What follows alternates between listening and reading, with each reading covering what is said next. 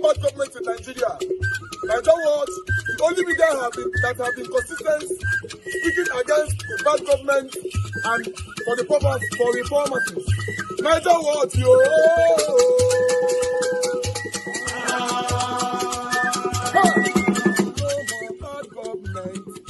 No more bad government. Nigeria what? No more bad government. Nigeria what? No more bad government. The only media that have been speaking. No more bad government. The voice of the voiceless.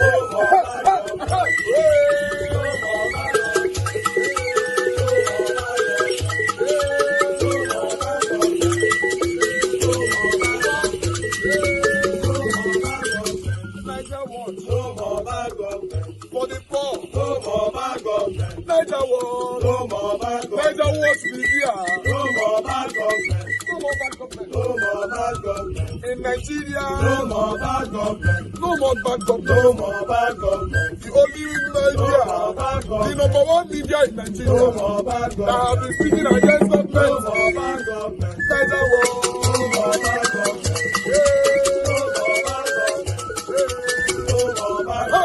Nigeria what you? The voice of the voiceless. The voice of the voiceless.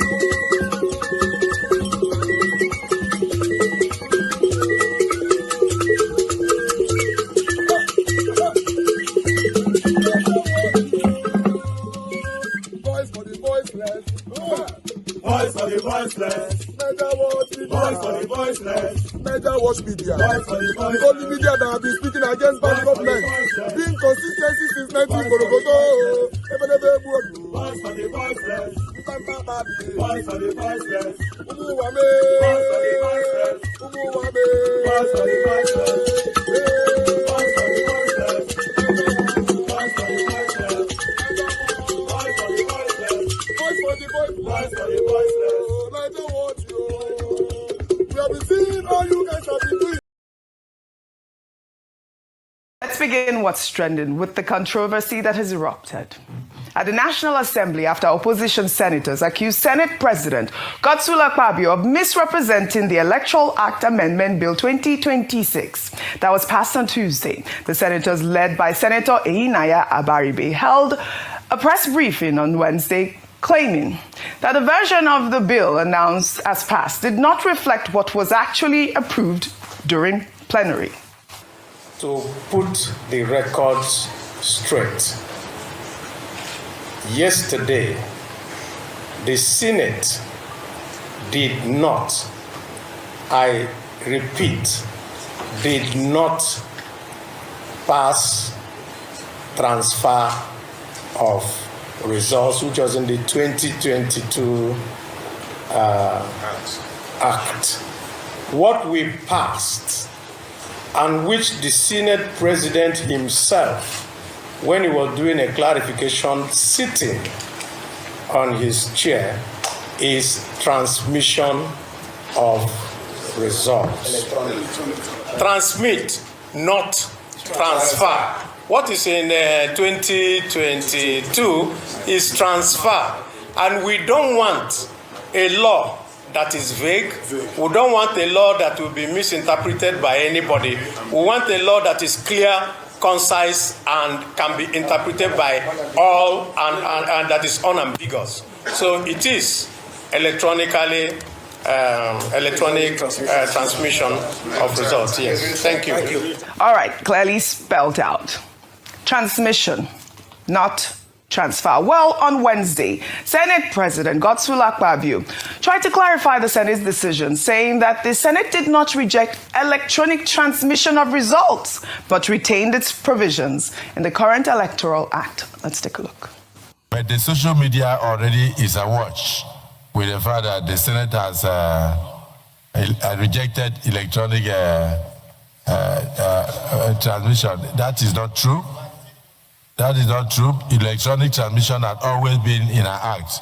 And what we did was to retain the electronic transmission, which had been in our Act, and which was used in 2022. Let me just mention the fact that there was no deliberate attempt on the part of the Nigerian Senate to delay the amendment of the Electoral Act.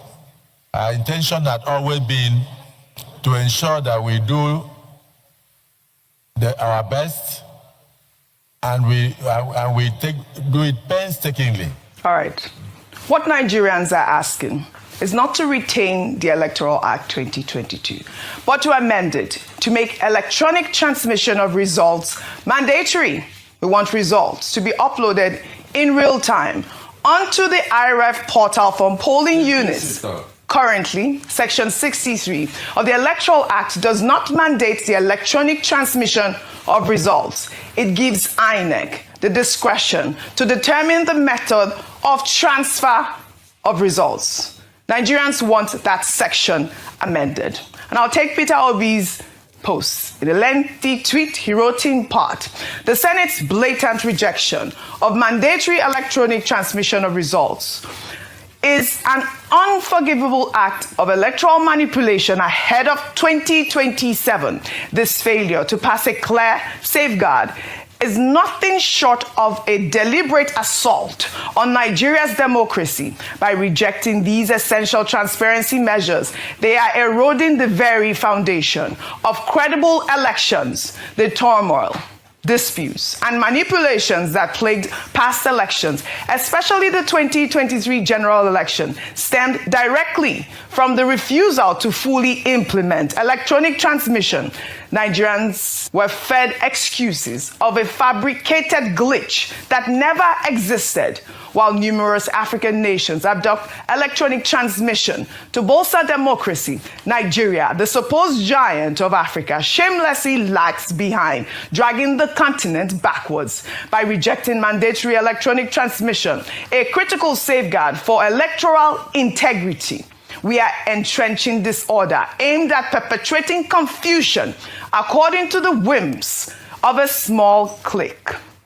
Have we not reached a point where we must think seriously about the future of our country and our children?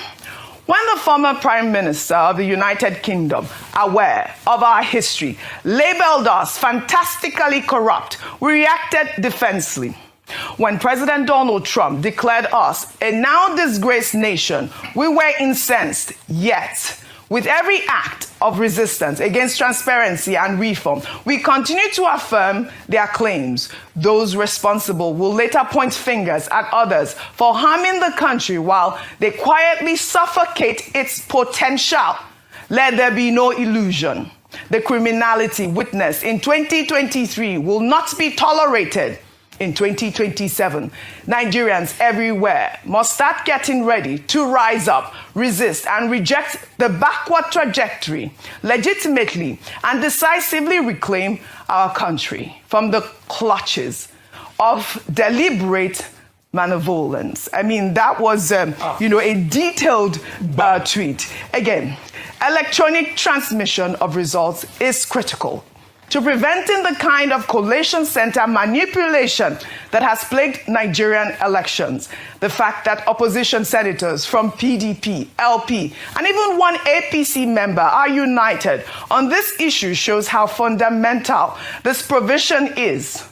Nigerians deserve a credible election. And some of the argument, like I heard from the Senate spokesman, Adara Modu, yesterday, who was on our nightly news program, Newsnight, was the fact that, when you go to some remote places and, during the election, sometimes you're not able to upload the results, instantly, real time, because that's what people are asking. But that, if people don't see that the results are being uploaded in real time, they might feel disenfranchised and there will be chaos. That was his explanation. But the question that was asked was, do you have a mobile phone? In those areas, do we have electronic transmission of even conversations? And the answer is yes. We must revive our system. We must find ways to make sure that this system must work for Nigerians to believe in credible elections. Rufai. You know why I was like, yeah. Adaramodu's argument is so jaded, bruh. Mr. Senator, your argument is so jaded. It's so 2023. These were the same dumb, daft arguments they made in 2023 that we shut them up for. Dumb, daft arguments.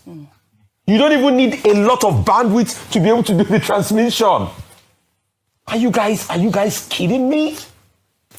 And you're bringing that argument again to 2027? It's daft. It's dumb. Please, we are not fools. INEC gets about 97% transmission for election. Are you not in this country? Yeah. Don't you see INEC gets about 97% transmission? Is it not from rural areas that do the transmission? Why is it that we have a set of leaders that always bring us back as a nation?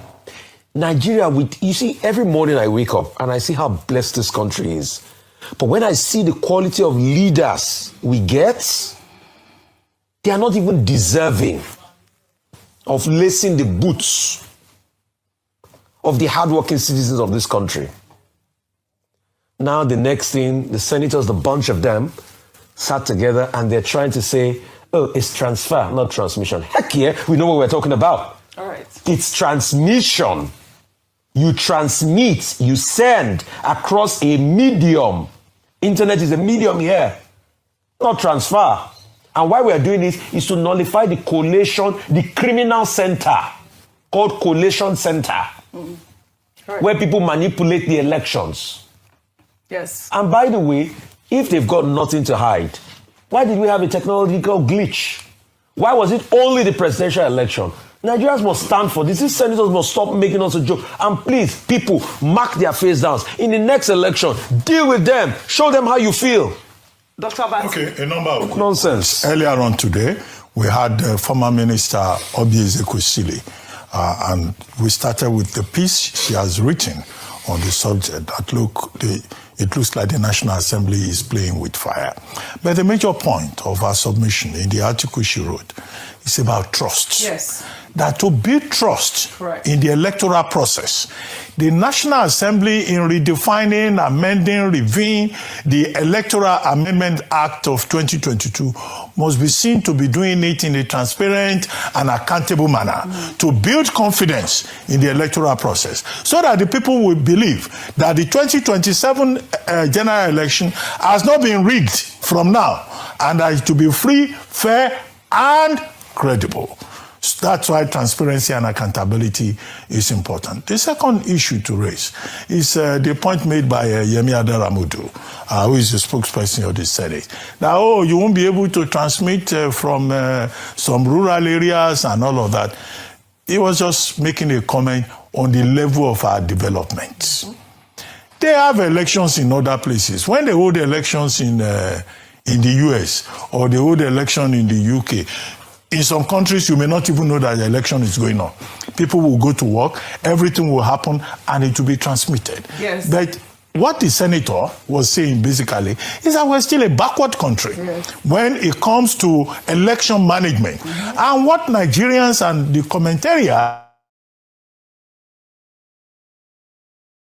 of performance, both institutionally and also procedurally. And in that regard, you cannot argue with the people. It's about raising the standards. Now, I made a point before that, the politicians, the lawmakers are probably looking at pragmatism. Nobody as a politician will want to go and make a law that will remove him from power. So it's a game also of self-preservation. And Nigerians are saying, contrary-wise, that we the people should be the ones to decide. When you produce when we have voted, transmit real time. Yes. So that all of us can monitor the votes. If you say, defend your votes, how will we defend the votes if what we get there will be at the discretion of INEC? All right. Finally, I do not think that those who are commenting look like they are inciting people.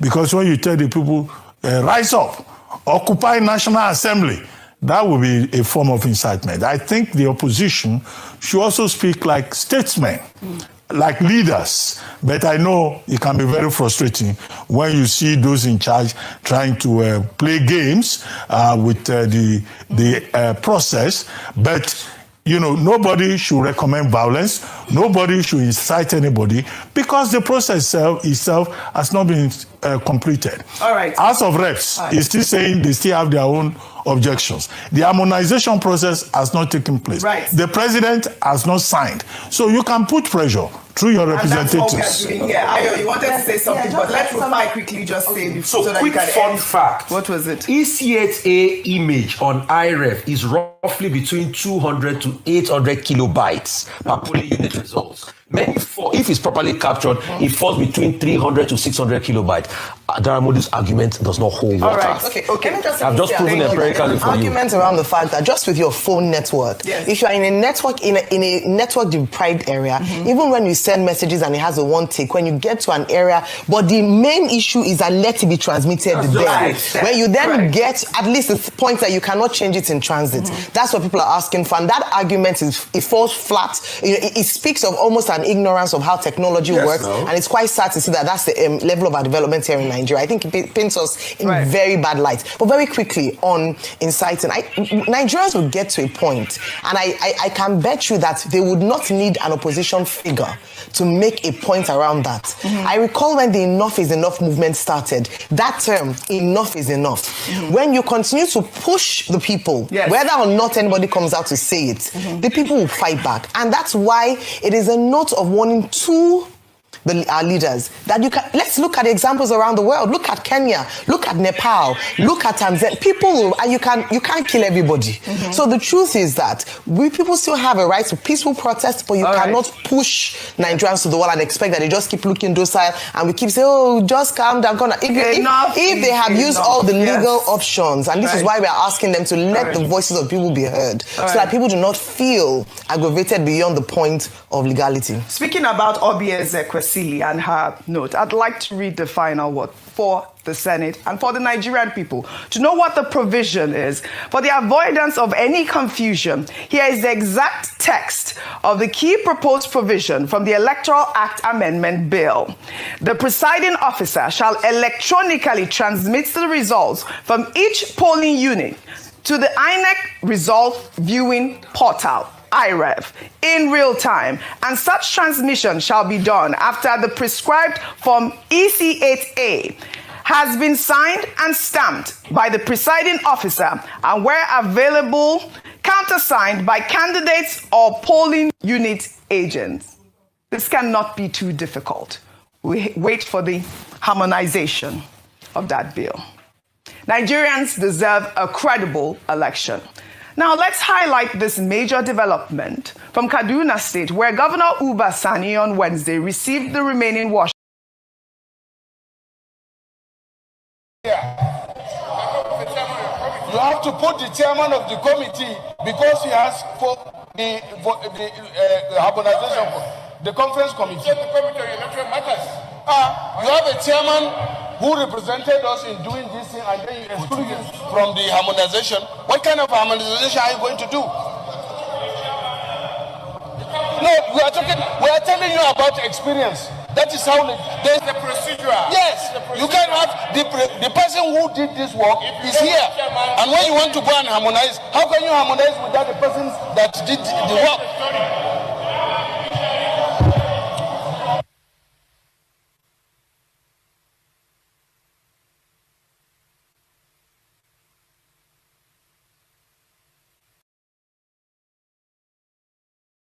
Of the coalition. This is my message.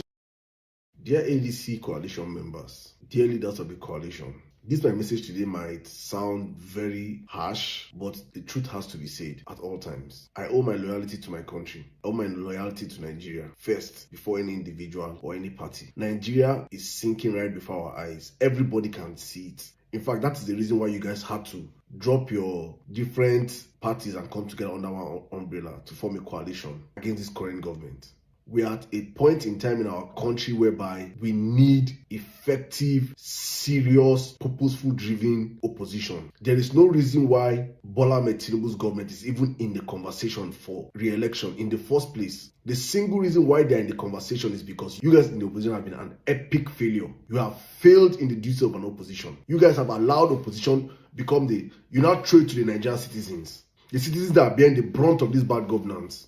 The citizens that are every day waking up to see what they can put, how they can afford to put food on their tables, how they can pay their bills. Citizens that have been pushed to the wall that every single day is all about survival. You want them to still play your roles for you guys. You guys are politicians. It is your job to put pressure on the ruling party. You guys have failed woefully. And somebody would have expected that you guys came out of the coalition, that you guys would be sensible enough to start doing the work you guys have failed to do for the past 2 to 3 years. Instead, all of you guys are all focused on grabbing tickets.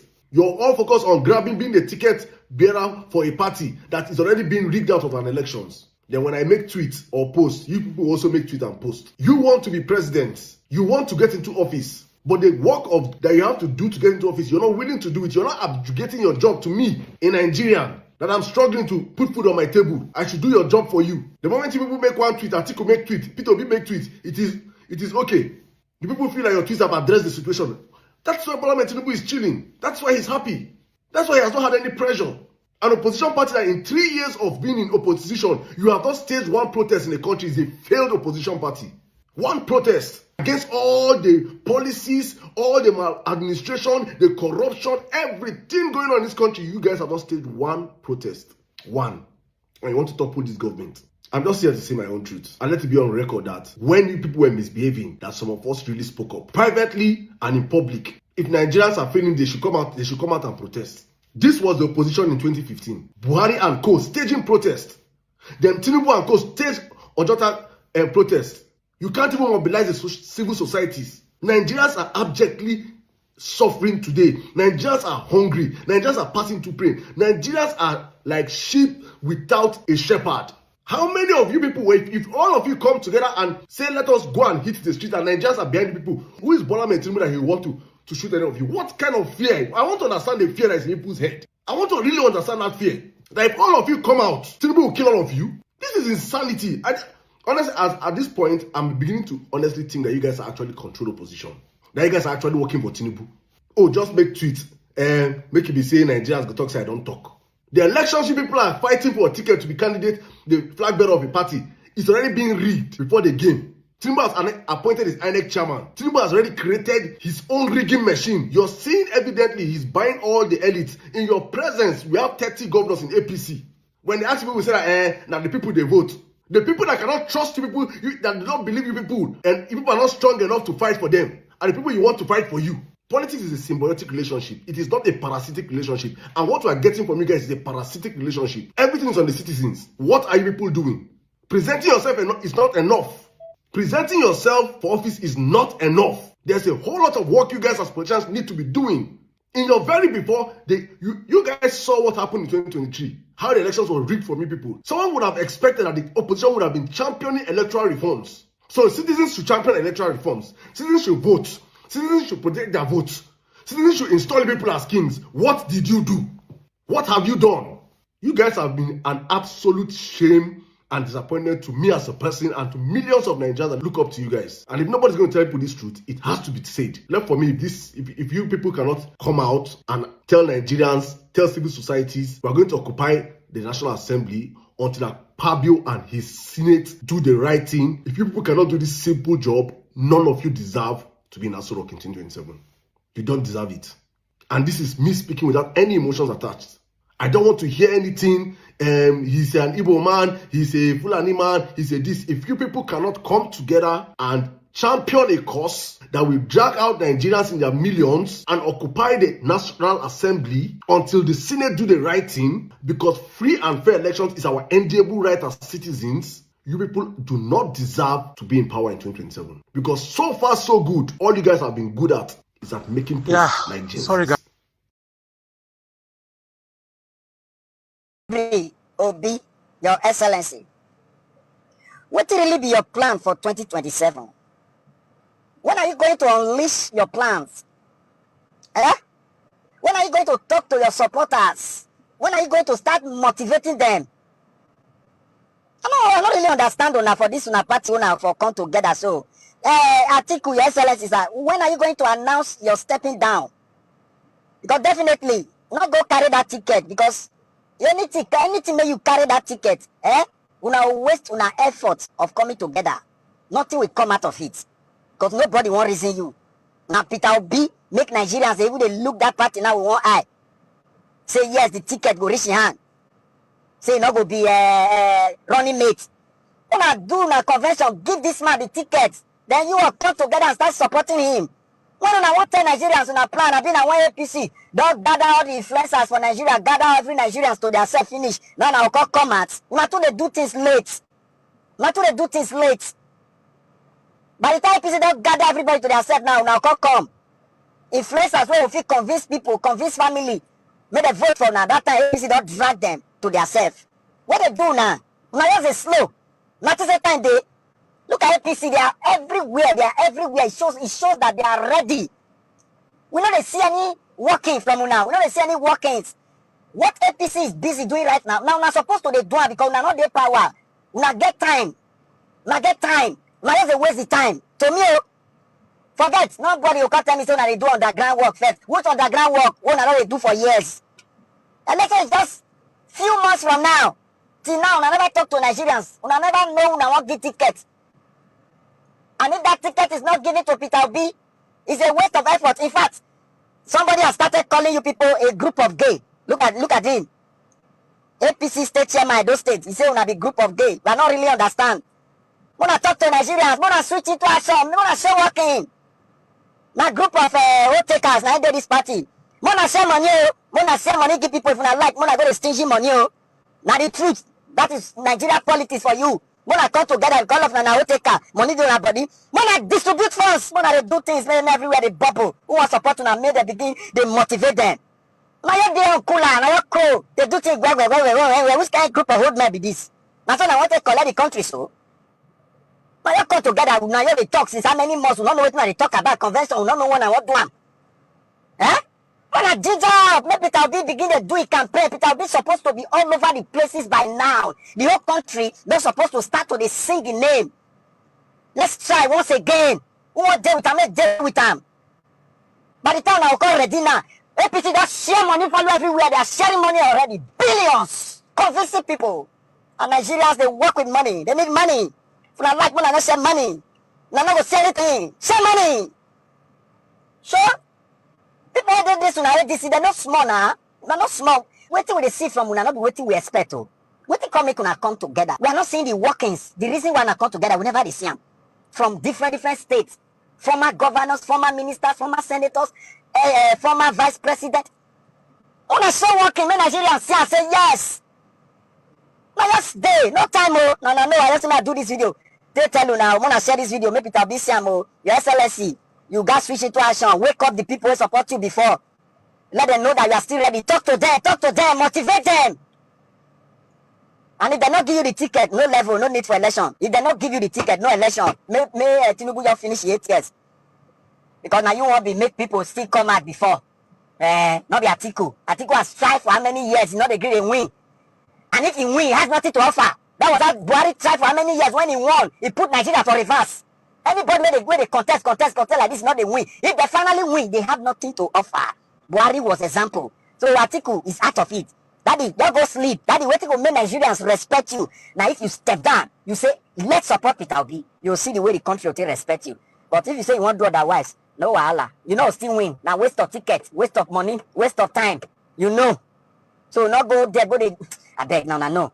A message to the Nigerians: rather than listening to me and focusing on fixing your own country, instead you did exactly what everyone expected, and you attacked me in the comments, and you've gotten me more views than ever before. More people have realized that your country is failed and hundreds of people are being killed every single day than before you even watched my video. If you had listened to me and you had listened to what everyone else was saying, that your country is failing, and instead you need to focus on fixing your country, we wouldn't be in the position we are in right now. Trending on Twitter, #1 is that Nigeria is a failed country. 15,000 posts about hundreds of people being killed a day in Nigeria.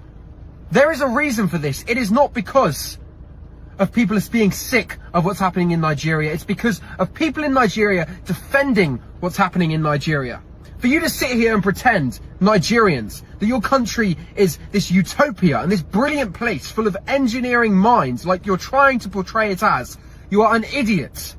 Nigeria truly is one of the most failed countries on the planet, where there are dead bodies on the side of the street and hundreds of people are being killed a day. And if you didn't spend the whole time attacking me in the comments of my videos about it, and you instead focused on fixing your country, not only would 1, less people know about it, but 2, you would actually have a good country for people not to make videos on attacking what's happening in there.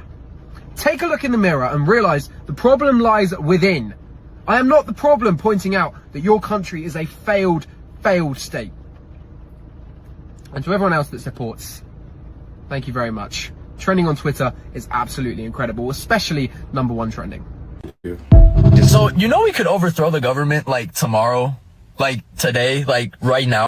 Tomorrow? Like, this video. So, you know we could overthrow the government, like, tomorrow? Like, today? Like, right now? I'm serious. I'm serious. I'm serious. By the way, I'm not trying to promote violence or anything reckless. I'm just keeping it real for this video. If regular people stopped showing up tomorrow, stopped clocking in, stopped buying, stopped complying with bullshit that only benefits the top, everything would freeze. Everything. And I'm not talking about riots or protests. I'm not talking about burning anything down. I'm talking about the truth nobody wants to admit. This system only works because we keep it alive. We, yes, the people. We, humans, yes, worldwide. Every road you drive on, maintained by workers. Every hospital, staffed by people who are underpaid and tired. Every app, warehouse, classroom, grocery store, power grid. That's us. Not politicians, not billionaires. Us. Us. They sit at the top acting untouchable, but they don't grow the food. They don't deliver packages. They don't clean buildings. They don't teach the kids. They don't heal the sick. They manage power. We are the power. Let me say that again. They manage power. We are the power. And you want to know the craziest part? They know it.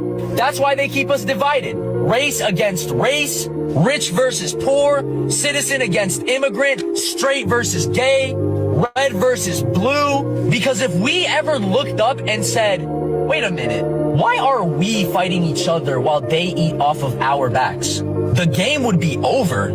Again, I'm not calling for violence. I'm calling for awareness. Don't twist my words, because y'all love to do that. I'm not calling for violence. I'm calling for awareness. There's a difference. Violence is what happens when people feel unheard. Awareness is what happens when people finally see the leverage they've always had. Real change does not come from chaos. It comes from refusal. Refusing to be lied to, refusing to be distracted, refusing to be divided, refusing to believe we are powerless when the entire structure depends on our participation.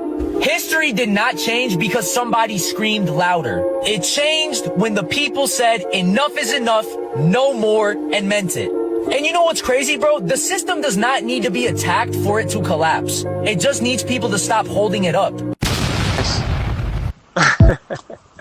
I'm sorry, I had to drop that voice note, but let me just try to repeat what I said. I said, by the grace of God, I met with our bit in 2018 personally. We had a 20-minute. We even had a picture. I think I sent that picture to Dr. CM on our live program. Yeah, Dr. CM has that picture. Yeah, because we were talking at the time. So because Dr. CM then just finished his PhD and was putting me through on certain things.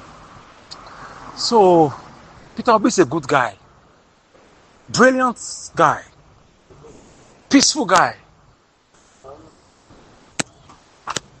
But the point is this: you cannot become a president of a nation by being a good guy. You can't.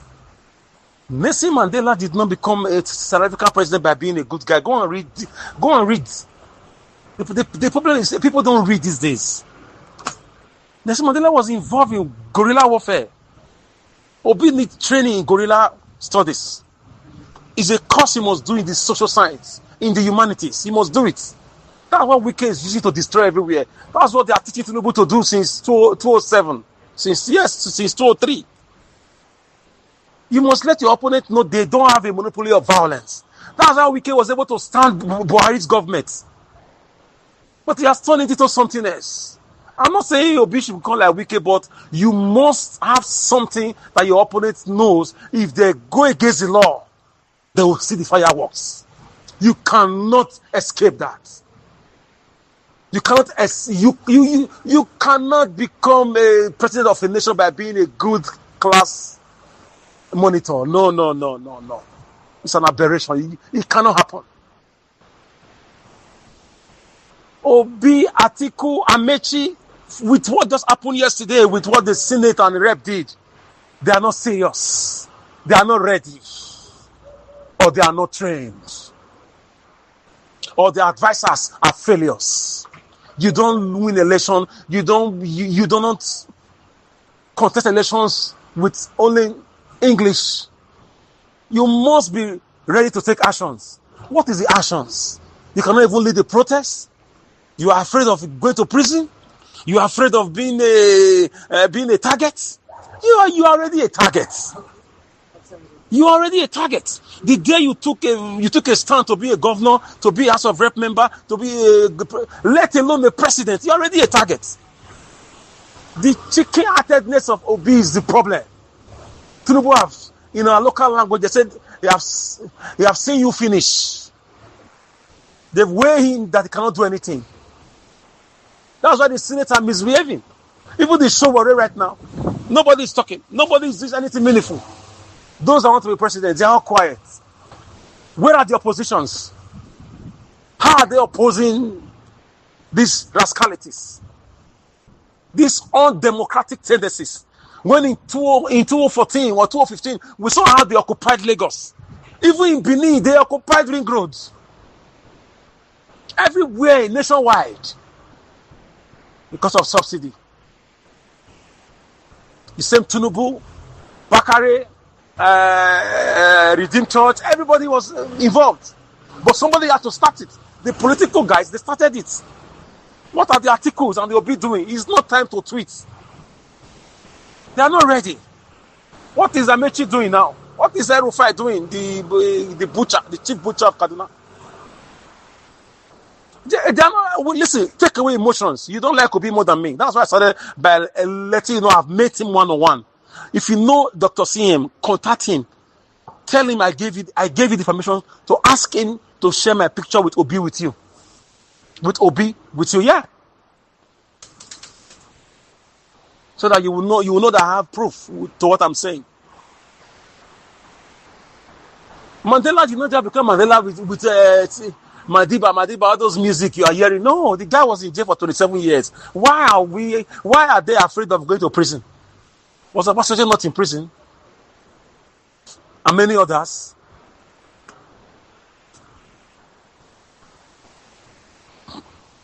So for me, I just feel Mr. Peter Obi needs to be trained. He needs to be taught. Education is continuous. Until the day you die, you keep learning.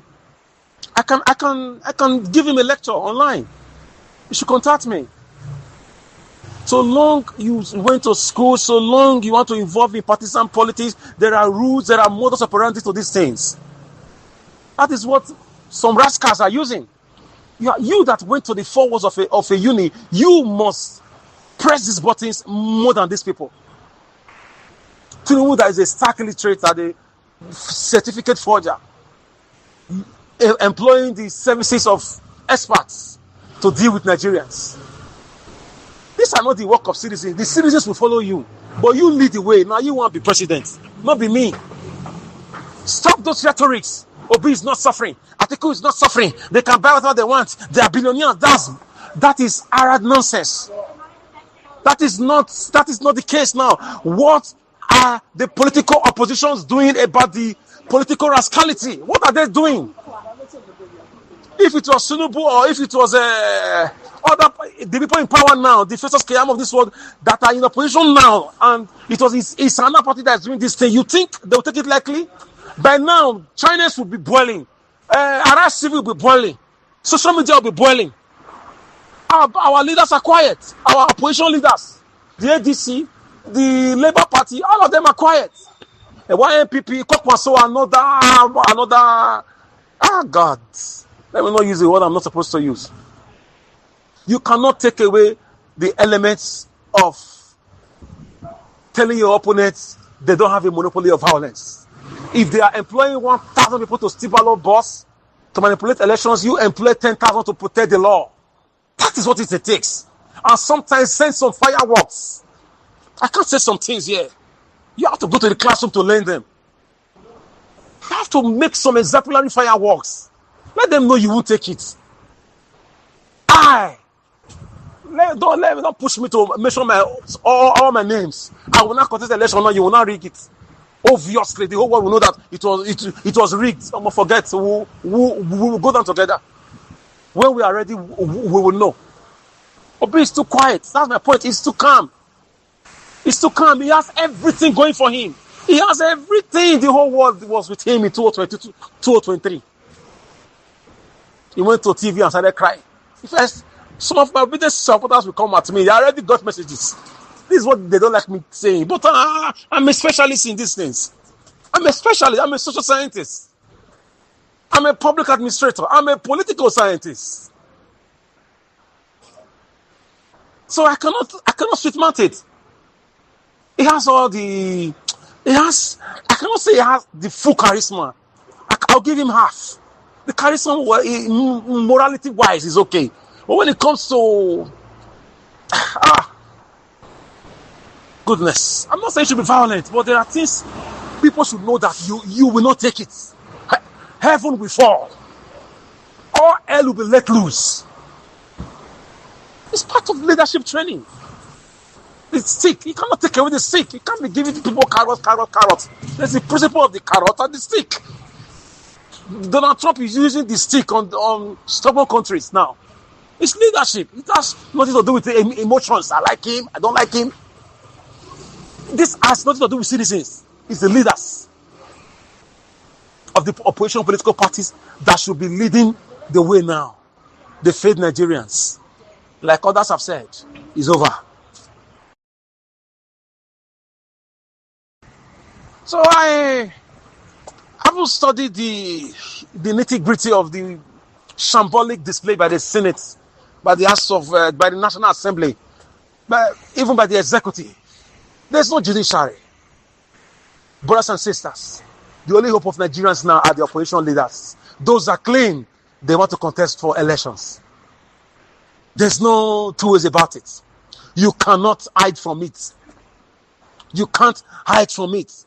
That's why they are trying to take away history and public administration from our curriculum for over 12 years now, 15 years. They brought it back now again. Because they know the guerrilla warfare is in that curriculum. And people already know it. They know that the history of this country has what I call political haphazardness. And the citizens need to be aware of these things. In a democracy, you are stopping the transmission of election in real time. When billions, do you know how much they've allocated for elections now?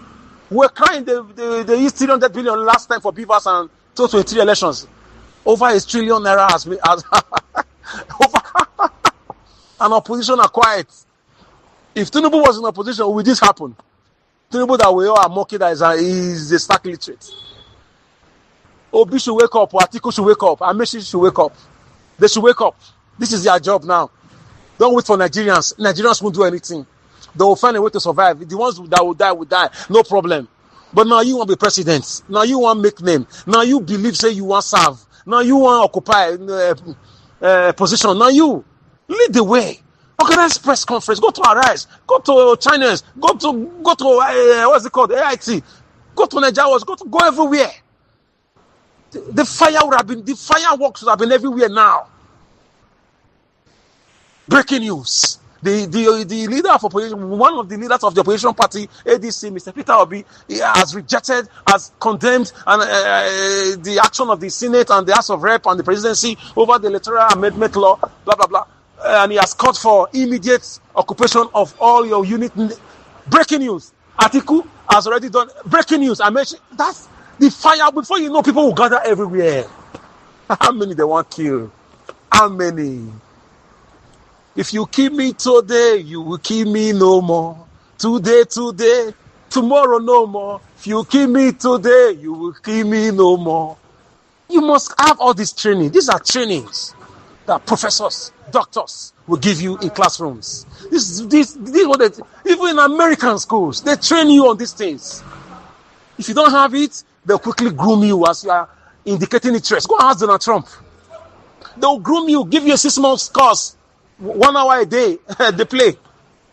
Think they will allow dons to go and take over American government. You must have some level of training, even in Europe. And we are modeling these people. You must have that thing in you. You must have that thing. So long you submit yourself. Oh, I don't know how to explain it to you. You must have it. This is where Obi is lacking. This is where Peter Obi is having issues. It's a challenge, and the opposition already know. It's like when you are playing a match, when the opposition know that your right wing is very weak, your your left back or your right back is weak. They will concentrate on that area until they score 10 goals. That's what they are doing now to Obi. That's what they are doing to Obi. Obi is sound market-wise. He has conscience. He has integrity. He has pedigree. But he does not have that matching other law-abiding charisma. He does not have it. Forget. I love him. I respect him. I took a picture with him. He's my friend. But sorry, he doesn't have it. More presidency. Amen. He doesn't have it. And by now, I trust Nigerians. They would have been out. Love Nigerians for that. They will come out. So long it affects them, so long they know you over the years, everybody would have been out already. He doesn't have it all. So we have to start looking elsewhere. Or he has to wake up. Atiku or Amechi, who else again? Kwakwaso, Tabawa. This is time to show to Nigerians that they love the country. Obviously, I'm not sure there's a country. Our brother need to be taught guerrilla warfare. Yes, he must be taught guerrilla warfare. He must be taught the game theory. The same thing Wike did to Fubara. Once they see you finish now, in our local language, it's finished. And now I'm a thick guy on your border. If you go to a crowd now, you're going to be pointing at one person because you know that person very well that you can beat him. Hey God, sorry. Yeah, sorry. Someone just called me. I needed to correct this. Listen, when I say blow up the place, listen. I don't mean carry a bomb and be blowing everywhere. No, okay. Sorry, you are not my colleagues. When I say blow up the place, Obi is a man that people are willing to die for. Unfortunately, he's not willing to die for anybody. If Obi calls out, if Obi and Atiku and let's say Obi, I don't say Atiku will tie back quickly. Calls for his rights, calls for a constitutional, constitutional problem protest. That people should come out. He does not understand what is going on with the electoral law and all those things. People are willing to be on the street for Obi for the next 1 month. Even when he goes to jail, people will still be there. I was listening to Zlatan Ibrahimovic. They asked me, who is your best football manager? He's a professional football player who retired from football recently from AC Milan. They asked him who is his best coach. He said his best coach is Jose Mourinho. He said Jose Mourinho is a man he can die for. That any player is willing to die for a Portuguese manager. So it's not everybody you can do that for, but for Jose, he goes to the field like a warrior. Nigerians are willing to die for Obi. Just say the word. Especially that 2022, 2023. People even died. Obi is not willing to die for anyone. That's just a fact. And you cannot, I'm not saying you should go and die, but you must be ready to go to that length. It may not even get to that extent. When I say blow up the place, is that you will make everywhere uncomfortable. Your rioters your protesters are always they are still in the streets. You have the ability to mobilize. People love you. You have the attention of the whole world. Countries, neighboring countries, European countries. People were watching that last election with keen interest for you to do the needful. Block everywhere. That is the meaning of blow up the place with protests, with vloggers. Shut down the country with your influence that God gave you. People died. People are willing to still die, but the man don't want to die for anything. That's where the problem is. That's where the training is not there for him. The training is not there. He lacks that training. The training is not there. The problem is that Showore has that in him, but he does not have the he doesn't have what Obi has. That's the problem with this Nigerian politics. Showore has this thing a little bit. He has it full package, but he does not have that integrity. He does not have that good manship that Obi. If two of them can team together, it will be a very good one, because they will be correcting themselves, complementing each other. You can't wake up and just do things like this. Go and ask Jonathan Goodluck. Just go and ask him how Nigerians set his ass on fire with protests occupy everywhere. Obi, Atiku, and the rest should have been doing that now. But our brother don't want to go jail. He will come back now tomorrow and grant another. He will go to Arise now in the next 2 days and still talk. Everybody will move on. You want me to go and lay down my life for such a man? He is not suffering. Me, I'm not suffering too. Yes. Have I asked you for anything before? Have I cried out that I'm suffering? I'm not suffering. The Nigerians that are suffering, let them keep suffering until we have a rescue capable person. That's how it is. We have somebody that has a vision that have the grace to get to that level of is. The level of is now people who spend $100 billion to get to that level, to have that kind of attention. He has it. Let him stop being afraid of going to prison or dying. Somebody need to sit him down and talk to him. Yes, he's our brother, he's our leader, fine, but somebody need to talk to him about this thing. So blowing up everywhere means that you can hold this country on a standstill with your influence legally when they are trying to take your right from you. Cannot just be like, leave it for God, it's my senior brother, we cannot continue like this. No, come on, gibberish. All right, guys. Good morning, good afternoon, good evening to every one of you. That's my brother Alex. Yes, some of our Niger Watch members forwarded me the audios. I just said, okay, it came in the right time. Let me just showcase it alongside to tally with the other videos that I played. Calling out our principal, Mr. Peter Gregory Obi, to do more. Because his silence is what is making Nigerians docile, which we all addressed yesterday. His response yesterday was brilliant. Hopefully, he will tally that up, or rather back that up with a press conference. I appreciate every one of you right there. Thank you very much for your time with us. Good morning, good afternoon, good evening to you. Or mother for Mommy Diaspora. Good evening to you, Mommy. Happy weekend to you. Happy weekend to every one of you right there, Madam Eugenia. Thank you very much, man. Good evening to you. Abu Azim, my brother. Good evening to you. Thanks for all that you do. Thank you, Isaac. I can see you right there. Thank you, everyone. Madam Peggy Modi, Mr. Johnson Emmanuel, Kingsley, Madam Stella Maseredo, Madam Rita, Vertos Akwebele, and many more right there already. Black Panther, my brother, already on the panel. Thank you very much, my people, and God bless you. We are just going to move on right now and start talking. For those of you that wanted to call in, because I got 3 missed calls already, you can start calling in right away, so that we can start talking. If not, I'm just going to start with my panelists so that we can take it on before other panelists will come in. I appreciate all who are above Phyllis. I can see you. Thank you. Now God bless you, my people. Madam Deborah, thank you very much, man. You're already on the phone.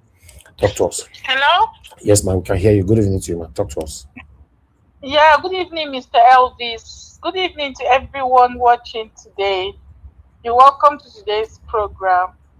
Let me start, first of all, by saying that I support what Brother Alex said, but at the same time, I want to say that I think for something to work, the people and the opposition leaders too have to be in the same mindset.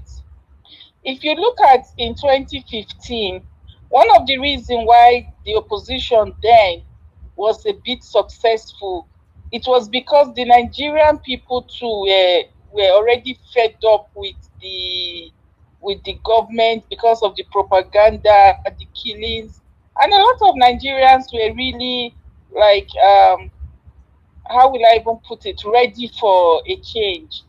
And as at that time, the government in power then is not as evil and brutal as this current government. So this is the reason why that time it was able to succeed. But if you look at this current APC government, and they are operating like a mafia. They're operating like, you know, the way a mafia government operates. They are not different from terrorists. That's the way they are operating. You can't criticize them. You can't do anything. If people protest, they come after them. You know, this is the reason why they succeed in putting fear into the Nigerian people. If you call out for protest now, how many people do you see coming out to protest? The kind of protest that will frighten this government has to be a very, very massive protest.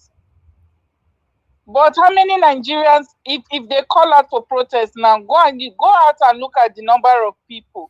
They will start stealing. They will be robbing people on the streets. Exactly. If you call out for any protest, it's not always successful. So the problem with the Nigerian people too is it's not. You see, somebody like me now, if you want to help somebody, the person too has to play their own parts now. Or is it not the way it works, Mr. Elvis? Of course. Do you help somebody that is not willing to help themselves? Okay, look at what that white guy is saying now. Somebody came out now to amplify the suffering, what is going on in Nigeria, and the same Nigerians went to under his comment section to go and start insulting him. So tell me, are these the kind of people that are ready for a change? They are so predictable. Somebody came out to amplify the problem, the killings, what is happening in Nigeria. And the same people that are suffering, they know that Nigeria is a failed country.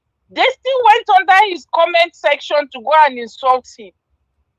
So what does that say about the Nigerian people as well? A white man that is speaking truth to power, they went to his comment section, they were insulting him. To go and insult him.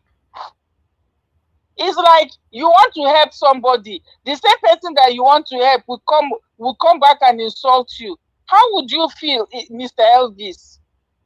They do that. Nnamdi Kanu came out. He wants to help his people. Where is Nnamdi Kanu today now? He is resting in the jail in Sokoto. And all the people that he wanted to help now, they have moved on.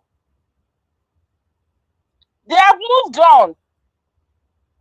I can assure you without an iota of doubt that if the same Peter Obi, now everybody is saying, come out.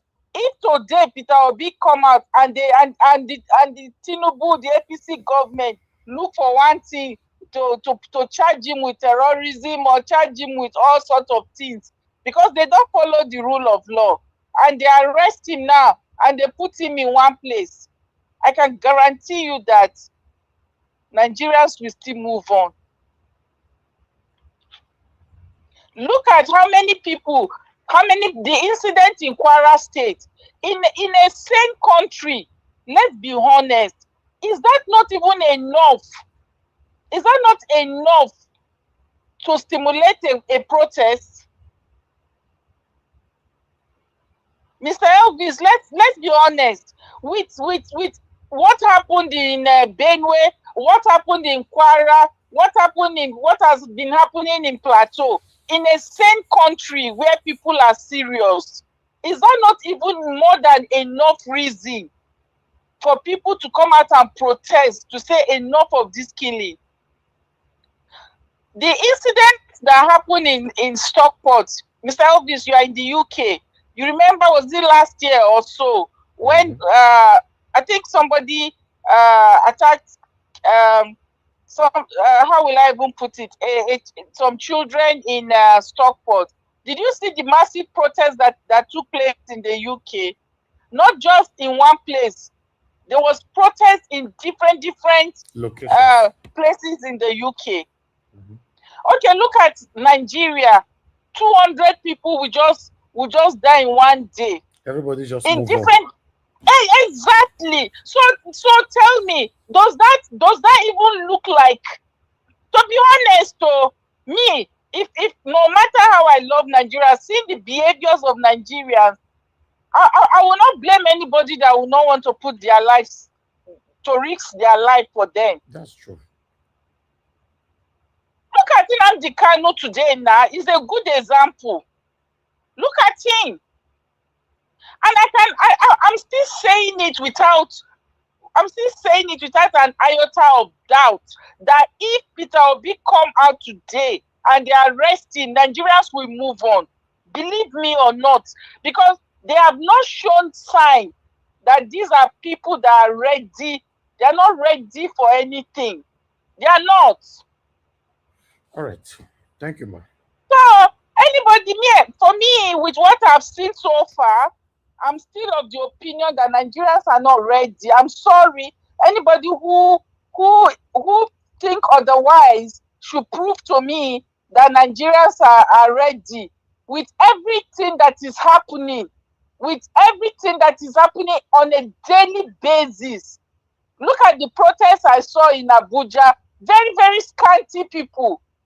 The senators will just be laughing, say, look at them. Only a few hundred people came out. They are not So united. does that show any seriousness? We are not united. And then that means we are not ready. Then the suffer never tired then.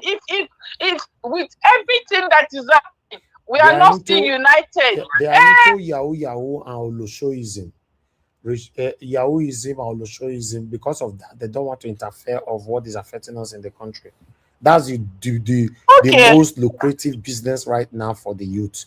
The boys are into Yahooism, the ladies are into Oloshoism. But without security, I'm sure those people in Kwara State that they finish in too. Probably they are reasoning like that too, that they are going to do Yahoo or the other one. But in one day, a bandit came and finished them. Is it not when you have security that you can do Yahoo or do what you're saying? All right, thank you. When you're alive, is it not somebody that is alive that can do other things? Maybe they don't understand what they are playing with. Thank you. By the time push come to shove, they will all understand. They think, because I'm in Lagos, because I'm in Benin, bandit insecurity can come anytime, any day. They better wake up now before it is too late. In my own opinion, it's almost getting too late. Thank you so much, Mr. Elvis. It's already late. Thank you, Thank you, sir. Thank you, ma. Yes, ma. Okay, Mr. Alex, please talk to us. Good evening to you, my brother. Yes. Can you hear me in service? Thank you for the opportunity. Yes. Can you hear me? I hear you. Yes, very clear. Talk to us. Yes. For me, I cannot blame Nigerian youths. No, Nigerian people. No, I cannot blame them. I can't blame them because when the children are not doing something well, there's a noise. There's echo. There's echo coming from where you are. You know, leave a speaker noise or something. I don't know where the noise is coming from. Okay. Is it better now? Yeah, it's better now. Yeah. Okay. If the children are not doing well or they are doing something and it's beyond them, what happens is that the parents coming, the uncles coming across the country. Many were murdered.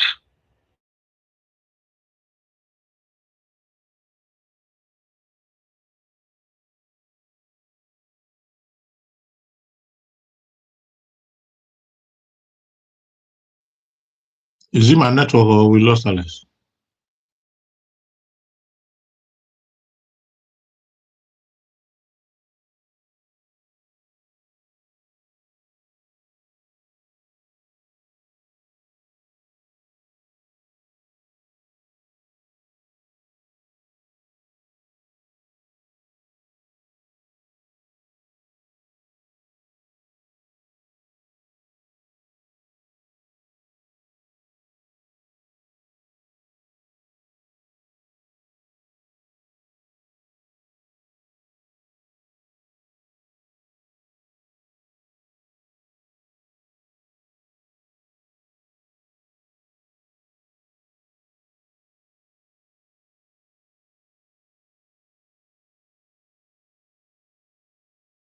will not be docile outside. A pig is a pig. Take a pig to Buckingham Palace. It remains a pig. So since the people in power is overpowering them, what are the leaders doing? Those that want to be president. Showore, what is he doing now? Is it not time for all of them to come together and also occupy National Assembly and see if the youth will not join them? We should stop everything. They start blaming the youth. When they are sharing this money in Aso Rock, in different states of assembly, they don't call youth. It is protest time. War time is when they remember Nigeria has youth. Nigeria youth. Nigeria youth. Nigeria youth. I don't know what you want the youth to do. They are doing their best. They are doing their best. They will still come out now. These leaders will still abandon them. These leaders will still pass back and sponsor hoodlums to come and hijack the protest. Obi should show some seriousness. You don't become a leader by being a class monitor. You don't become a president by being too quiet. This is not your house. This is people's lives, medicals, agriculture, everything. So I don't blame the youth at all. The youth are doing well. If they see leadership, they will take over this country. So please, the leaders who want to be president, Showore, Atiku, Amechi, Obi, all of them, ADC leaders, Oyegun, all of them should come out now and tackle the National Assembly so that they can carry out the Electoral Amendment law. It's very important. Without that, there should be no election in 2027. It has been rigged already. Thank you. Thank you, my brother, Mr. Alex. Thank you. Okay, callers, I'm done. Let me go to the panel. Thank you, Black Panther. You're the first on the panel today, followed by Give us Monday, then Prince Collins. So we're just going to talk on what we've presented so far. I appreciate you all. Press on the like, help us to share, press on the dollar sign if you can. Encourage what we do here. God bless you all. Black Panther, please talk to us, my brother. Good evening to you. My brother. Thank you. It's a matter of consistency. God will bless you. I want to thank you specially for bringing out, though I have limited time, but I will use this beautiful time that I have to talk. Because yesterday when I talk small, now just small jara I talk yesterday, now say I dey shout, now never say anything. Now small jara, now I talk yesterday. Now say before I go further, mommy diaspora, may God bless you, mommy. I love you, and may God come to give you good health in Jesus' mighty name. And to our viewers, to commenters, we are here to educate, we are here to vent, and we are here to put forward solutions. Don't come and speak what we have heard before. Please, I beg of everyone. After you might have spoken all your, at the end of it, put forward a solution. One, let me say something here. I have some things that are reserved because I'm waiting for a step. If that step is not taken, you people are going to see times 2, times 10 of what you saw yesterday. I will speak it out. Since you people are not ready, you think you can take that ballot in a platter of gold. You just go to that ballot, you vote, they don't give you your result. It not go happen like that. You have to fight. If you want to change a situation in a country, even in your establishment, you have to fight, you have to lobby, you have to make use of every apparatus in your doorstep to actualize what you want. Even people might say, even your family might say, oh, don't go that area. Don't do it. Leave it for the people. Close your ears to it. Close your ears because your life is on it. Your future is in it. Your children's future is in it. You are taking it lightly. You people don't, I don't understand Nigerians. I don't know. You people are taking this thing lightly. You want to stay in another sofa for another 8 years. Then you start talking like babies. When somebody talk, you say, no, they talk like that. Why don't you talk like this? Put respect. Respect who? In a revolution, you're talking about respect? Or put forward a point that will waken the sleeping giant. Speak something that will wake them up. You are busy being majestical, being liberal. That is why I hate liberalism. That is why I despise liberalism. Everything in this world, you have to work earnestly for it. Even you're going to school, you have to work to get what you want. Fight your way through it. They say you are not intelligent. Fight your way through it. You will get what you want. Your intelligence will rise up inside of you. You must provoke the blessing that God has put inside of you. You must provoke it. Not being docile, speaking like a liberal. If Moses was a liberal, will Moses go with the audacity that God has given him? Will he go to the Pharaoh and speak directly to Pharaoh? God knew Moses was not a liberal person. He was a stammerer and he was very, very tough. We don't work with weakness. We don't work with people that when they are talking, they will not be saying, oh, put respect inside. Put respect inside. They've killed last week, just in 2 days or 3 days, they maimed down 300 of our citizens. You people are still docile. You all people crawl into a brother from another country. When he was chastising you, every one of us, you went there and start abusing him. You are ashamed to yourself. You will continue to be like that till Jesus come back. Being ashamed to yourself. You are a disappointment to the universe. Going ahead, you think that brother you see there, it's a mixed blood. The first brother that spoke is a mixed blood. The second one that spoke is a Mexican. I stay with them, I know them. When they speak, I know their accents. And I know their colors. That fourth brother is passionate about Nigeria. He knows Nigeria. He knows what we have. He knows the blessing inside of us. He knows we carry something in us. Because anywhere we go, we are not a bench warmer. That is why he's shocked. We are docile in things that is affecting our country. That's going to affect the generation. We are selling out goodness, but we are sowing evil to our land. That is what all of us that refuse to talk, that's what we are doing indirectly. Some of you in diaspora, I say you cannot talk. Nigeria issue is giving you a headache. You will have that headache. That headache no will come up for your head. Your country is in tumor. You are saying it's affecting your headache.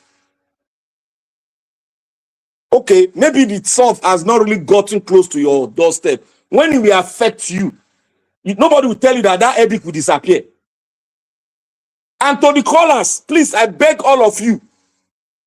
You are speaking well, but please, we have heard enough of if Peter Obi did, they will arrest him. Let them arrest anybody. We must have the second quarter of this revolution. Let them arrest anybody. We must have a second quarter of the revolution. We cannot stay in one quarter. We must have the second plate. If they arrest Peter Obi because they refuse to change illegality to legality, so shall it be. He is fighting for the truth, and God will spare his life, as God is spared the life of Kanu. Is Kanu? Are we more than Kanu? Are we better than Kanu? That is in lockup. A man that is fighting for every one of us, because everything he has spoken, he's affecting every one of us now. And we are saying, oh, it's like this. We must enter gear 2. We have stayed long in gear 1. We must enter gear 2. My brother that spoke, for my Benin brother that spoke, may God bless you. May God bless you. It is time for us to bring out, look, I have a lot. I am just waiting for the second step. I spoke yesterday, people were angry. You have no anger. I'll provoke even the Lucifer in you to come outside. Because Nigeria is too, they are sleeping. You are blaming the people. You are blaming the youth. Is the youth the owner of the country? Is the youth the owner of Nigeria? You think the man 65 years old is not part of Nigeria? If he's not part of Nigeria, let him jump inside the river. No, so we don't lose that. Everybody, whether old, whether young, you are part of it. Come to England. Go and see the old, the young. They are on the streets. Go to America. They are on the street. Go to Slovak countries. They are the young, the old. They are on the street. The country belongs to everybody. There is no age.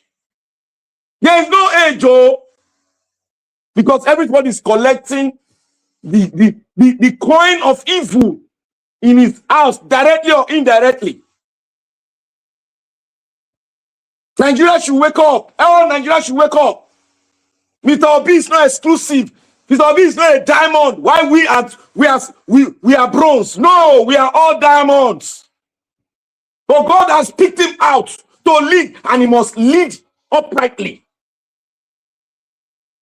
He must lead uprightly. Mandela led. For more than 25 years, he stood in prison for more than 10 years. He came out to become the president. That's a sacrifice. That's a sacrifice. What is in this world that you gain everything, you lose your soul and the soul of your children, yet unborn? Have I not told every one of us, you will not die for something good and not something evil? Those of them that have died because of the evil they perpetrated in Nigeria, look at how we are addressing them. Buhari and co. Look at how we are addressing them. Look at the way they are addressing the one that's the other bro, our leader, the Fulani leader, that spoke very well, that the one brought him to power. It's not right. Everybody is talking good about him. What you sow will speak good for you. What you sow that is right will speak good of you. What you sow, if it is evil, it will speak bad of you. And you will never rest in peace in your grave. Nigeria should wake up. Let us talk about the solution. Don't tell us Peter Obi is gold or diamond. Don't tell us Atiku is diamond or silver. Let us talk about the solution. And the solution is this. If Peter Obi does not rise up, put him for one corner. All of now for backstage, on your camera. Your camera is not on. All of now, you're there. If Atiku rise up and go to the street and pull down this rubbish they are doing, all his sin, he don't they forgive him because he has sacrificed. People are like that. They might have done something very, very wrong. They will just come, put their life on the chalkboard and cut it off. They are gone. People are like that. But I'm not saying he's a good man. He must prove himself. If whether he has stolen, all of them are thieves, except for Peter Obi.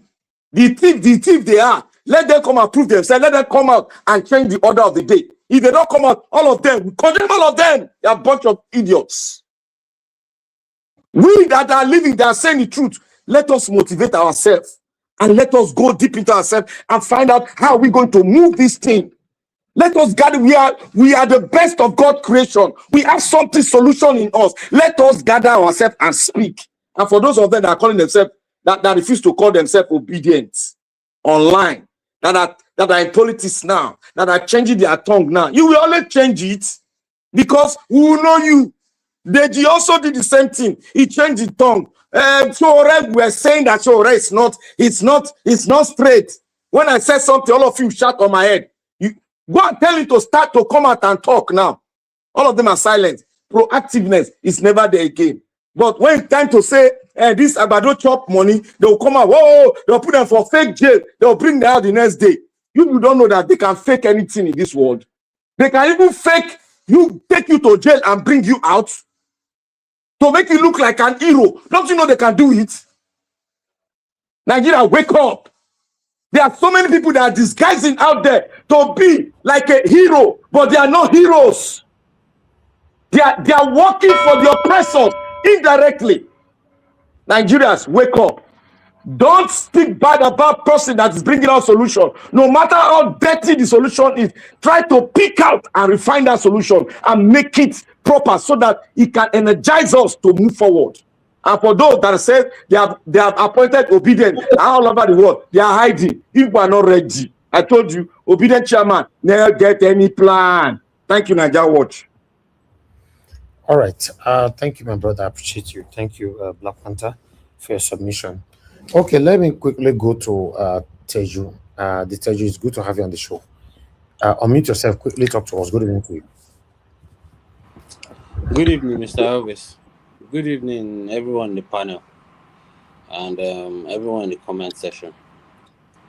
So I wasn't able to listen to the presentation, but I've been following the trending issues lately, and for me, at some point, I just start to think that all the people in ADC are they also part of the script? Because to me, Nigeria seems like a script that is being written somewhere, and everyone has a role to play, and they're just playing to the gallery. Because Nigeria cannot be in this mess, and we have the opposition there that are willing to get power for the first time, and they are also quiet. Tinubu and his boys didn't get this opportunity. They didn't get this much. It was just for subsidy. Now, see killing in every single state in this country, and the opposition is so quiet. Look at the mood of the country, both internally and externally. Everywhere is a mess. The other day, they had to disconnect the electricity of Nigerian embassy in South Africa. And same issues all over the country and in many countries. And if this is so quiet, all the opposition leaders are so quiet, people keep giving them excuses of, oh, they will arrest them, they will do this. If they are not playing to the gallery, then they should jump out. People are ready to step out to back them, but they need to step forward. There has to be a leader for this thing. Everybody cannot be outside and because ordinary Nigerians have done it. A lot of people did it during the NSAS. I was part of it. I was in Kwara State then. I was part of it for about 7 days. And people are always ready to step out, but there has to be someone to step in front because we are dealing with criminals. The people in power are they are big criminals. So if you are not careful, you can die anyhow. But you can't have people like Atiku in front. You can't have people like Peter Obi in front. You can't have El-Rufai in front, leading people. They won't tear gas Atiku. They won't tear gas El-Rufai because they are all the same. But they have to lead. Nigeria is in a big mess. The way everywhere seems quiet and normal is because a lot of people are thinking they have an escape route. One day I go just play sporty bet, I go win 100 million, and UK will give me visa or run away, and I go do Yahoo, chop money, and one celebrity, he sleep with senator, they buy house for him, and everybody is just always finding a way out of their mess instead of a collective responsibility to fix the country itself. So Nigeria is in a big mess, and I don't know how we can get out of it because a lot of people are so lost. People are just living for the second, not for the day anymore. People are just finding crooked means to survive. And it's very painful because not everybody will live. How many people won't live? Which country can even accommodate us? Then how many good countries are even there enough to accommodate us? So Nigeria just has to be good. Because people in UK, I have friends in UK. When I speak to them, I feel pain. Some of them work for hours. Some of them tell me their legs are shaking, standing for hours. And there are a lot of people waiting on those same people to send money home. And when you even send, they still tell you, with exchange rate, see how much they send. Why the people in Nigeria there waiting for someone to send are just relaxed, They are not doing so much. They are not even participating. A lot of people don't even want to hear about Nigeria.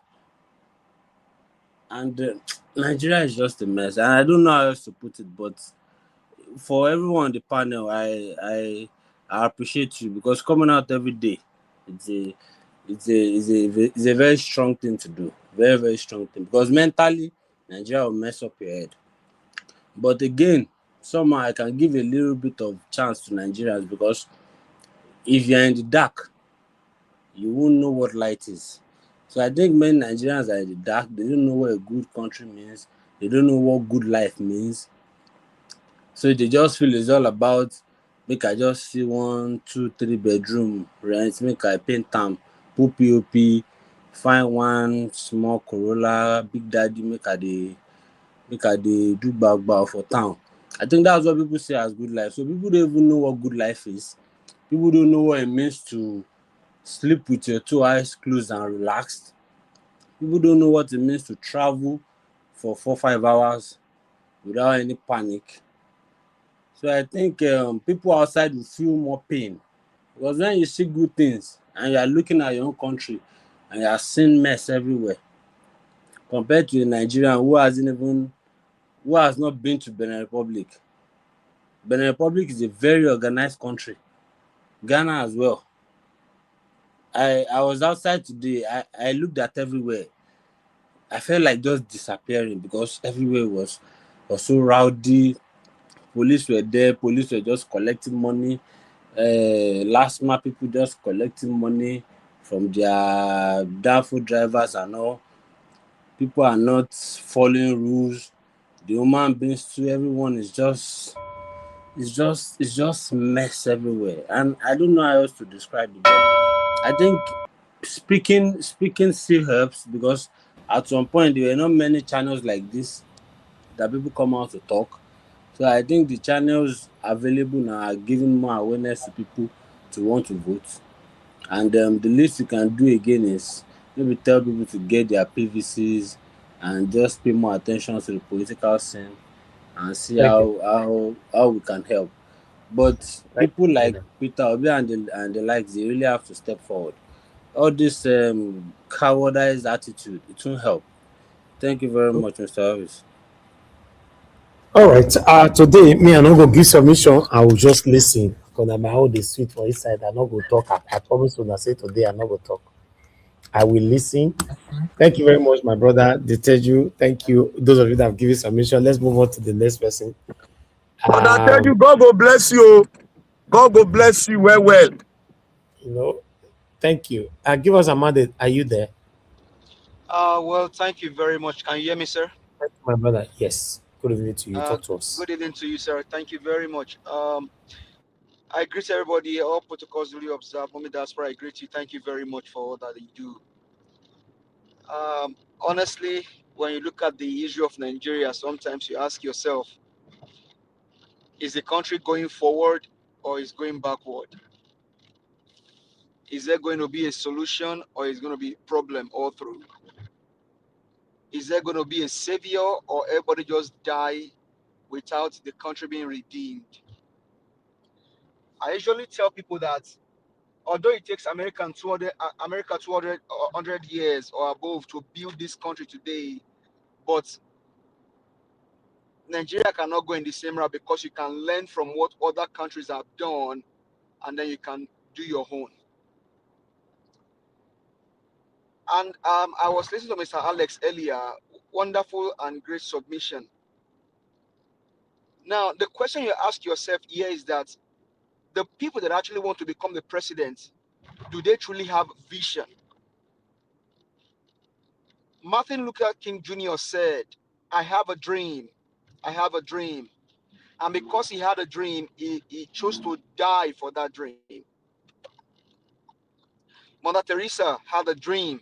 Because she had a dream, she died for that dream. You and I today, we have our own various dreams that we are pursuing, that we are looking, we are aspiring to actually achieve. And because of that, you can choose to die for that dream that you have.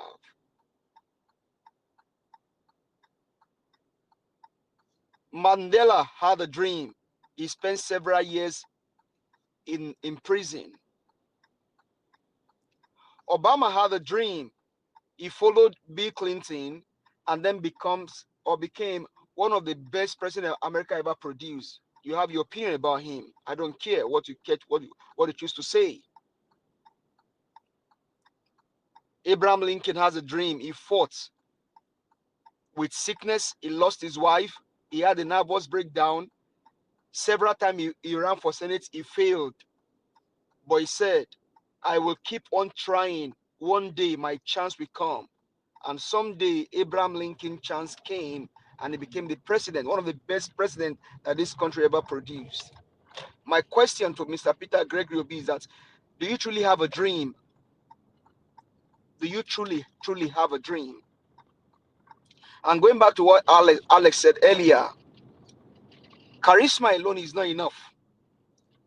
As a matter of fact, in Yoruba language, they said, that means you don't use just naked eye, ordinary soft eyes to take the seed from the palm kernel. That is, you have to crack the kernel, you have to break it, you have to squeeze it, whatever means you know that you want that seed in the palm kernel.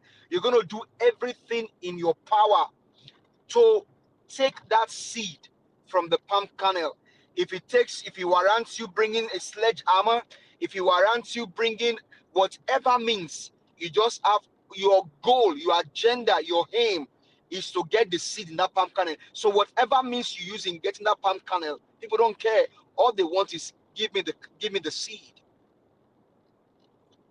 I said here last week, Amadamita came and then alluded on my submission, even though she was not here.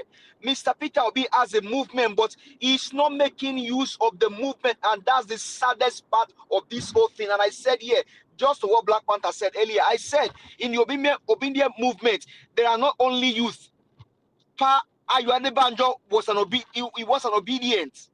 He held Mr. Peter Obi's hand during rally in the last election. That man was in his 90s. He died. And Nigeria didn't work. More so, he lived the good part of Nigeria and also lived the worst part of Nigeria. As a matter of fact, Payo Adebanjo died in the worst days of Nigeria. Will I shock you?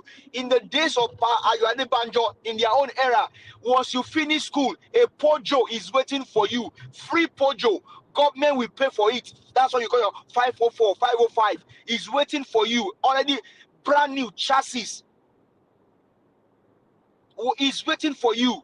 So Payo Adebanjo saw the good part of Nigeria, but died in the worst days of Nigeria. What a sad thing. It is only in Nigeria you leave a place and then you go back there, that place is destroyed. I came into this country in 2012. I can tell you the development that I've seen in the place where I used to live, maybe about 10, 13 years ago, and then where I live, and then where I now live. I can tell you the kind of progression that has happened. Black Panther can bear me witness. He lives in the DFW area of Texas in the US. But go to Nigeria. You live someplace 10 years ago. Go back there now. Destroy. Madam Rita is a witness. What she expressed in those states some months ago. So my question, Mr. Peter, do you truly have a dream? And what is your dream? Are you willing to die for that dream? That's a question. I come here every day to do my own part. Is it easy for me? No. As a matter of fact, as I'm talking to you now, some people are already wondering, but this guy, we see him in church. Oh, that's how I choose to live my life. My country first. My country first. My countrymen first. People are dying. What's the essence of carrying a Bible if you cannot speak for your own people? What is the essence of carrying a Quran if you cannot fight for your own people? People are dying. What is the essence of a religion? What is the essence of being a Christian when you cannot advocate or speak for your people? Jesus came to die for his own people. Speak, my brother, speak. For sinners. Bible saying that while we're sinners, Christ even died for us. just to save us. So I don't care what you say. I'm a Christian. I'm a believer. But what's the essence if I cannot speak for my people that are dying in poverty, dying every day? People are losing their lives. You can give all the money that you want to give, and we appreciate it. But what more can we do? What more can we do? Over 80 people were killed in the last election. How much more would they want to kill? Alex said something very profound. Very, very profound. You don't get power is not gotten a la carte. That's what Tinubu said in Chatham House. And he understands it. We can fault him for whatever you want to fault him for. For his criminality, you can fault him. But these guys understand that power is not served just to ordinary men. You have to fight for power. Even the Bible said it. The days of John the Baptist suffers violence, but the violent take it by force. This country is being destroyed every day by these criminals, and we, over 200 million people, just few of them in power, destroying our common resources, destroying that country. How much more would they kill? What have they not killed in the NSAS? What have they not killed during the election? Nigerians, we cannot continue this way. You see that we want this country, or we all are just playing games. But I'm not playing game. Elvis is not playing game. Black Panther is not playing games. We're serious about Nigeria changing. Because these guys know because they know how to, they know how to play the game. They send the criminal first lady to Washington, D.C. to go and speak. And you heard what Donald Trump said? She's a good woman. I just wish that they can play the video of Remi Tinubu for Donald Trump, where she was talking about destroying the Igbos. They know how to play the games. But you that you have the movement, you have the people, both in their old age, willing to give everything for you. We're just sitting down around. It's not about tweets, Mr. Peter Gregory Obi. By now, the streets should be bubbling. Everybody sit on the streets. Because this is no more child's play. The future of Nigerians is being destroyed. I am always grateful to God because I have a second home.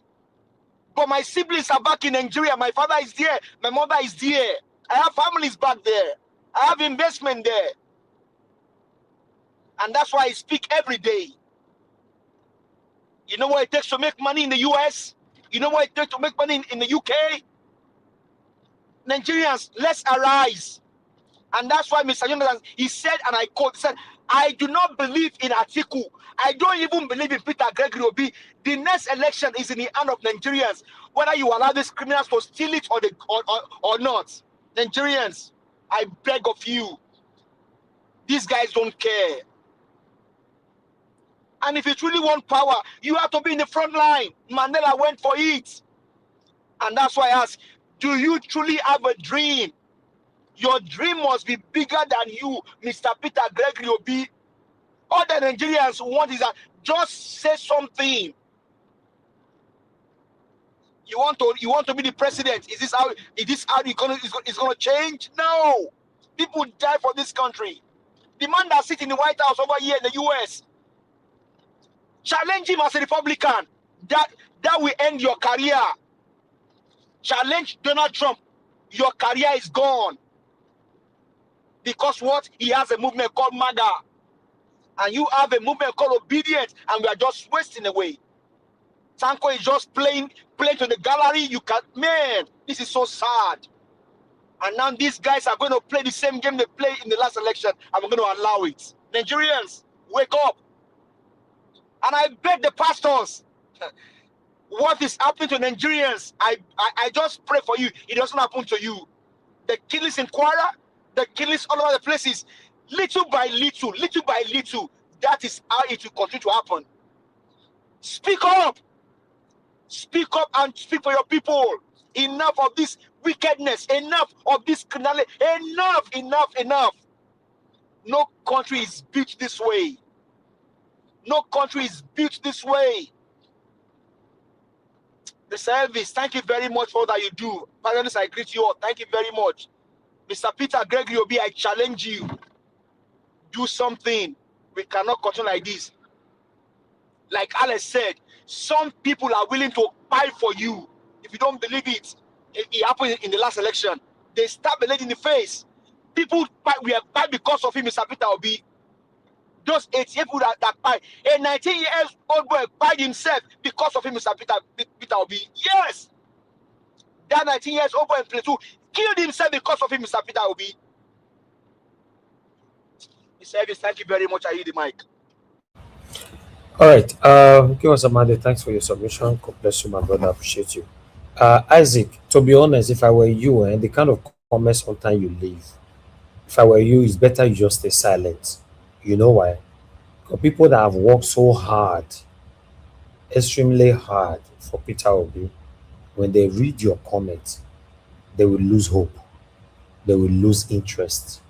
Please, you are not happy, Peter Obi, with some kind of comment you leave, especially when people are not speaking in your direction, how you want it to be. Don't do that. You are not happy, Peter Obi, because every voices you see on my panel, all are powerful voices. 90% of my panelists, or 98%, if I'm not mistaken, are powerful voices for Peter Obi. When they are displaying their displeasure, their dissatisfaction, if I were you, don't just speak, because your comment will trigger them and it will discourage them in totality. You don't do that. People who have been consistent, their consistency on this platform since 2022 till now, some of them might not be here every day, but at least you will see them once a week. Some. You don't speak like that when they are expressing their frustration. Please. Sometimes you don't need to comment at all. You don't need to. I'll call on the next person. Prince Collins, please talk to us, sir. Good evening to you, sir. It's good to have you on the show. Thank you very much, Mr. Elvis. Mommy Diaspora, thank you so much. And those in the comment section, including my panelists, celebrate you all. Thank God for this wonderful moment. Yeah, we are just seeing the beginning of this incessant behavior, dubious characters of these evil politicians that have come to perpetually keep the nation in pains, tears, agony, and are not ready to make a change. Foolish enough for them, they don't even know what they are doing, because most of them are blind to what development is all about. A lot of us has given very, very, motivational submission, painful, sad, but all these things I know right from time. If you have been listening to my submission anytime I come here, I always say it's not going to work, because I know my people and I know those that are in government, and I know what they are willing to do, and I know that they are not there because of me and you. They are there for their own selfish reasons. That is why I'll be emphasizing on supporting any movement that is directed towards electoral amendments, because I know that the only way we can get victory in our present situation in Nigeria is to change the narrative of the way we be doing things. And how do we change narratives of the way we be doing things? Is to approach the democracy that we practice sincerely, by making sure that there is free, fair, transparent, and credible election. And this can only happen when you have a transparent electoral process that made the transition to be much more credible enough so that the voice of the electorate will be respected.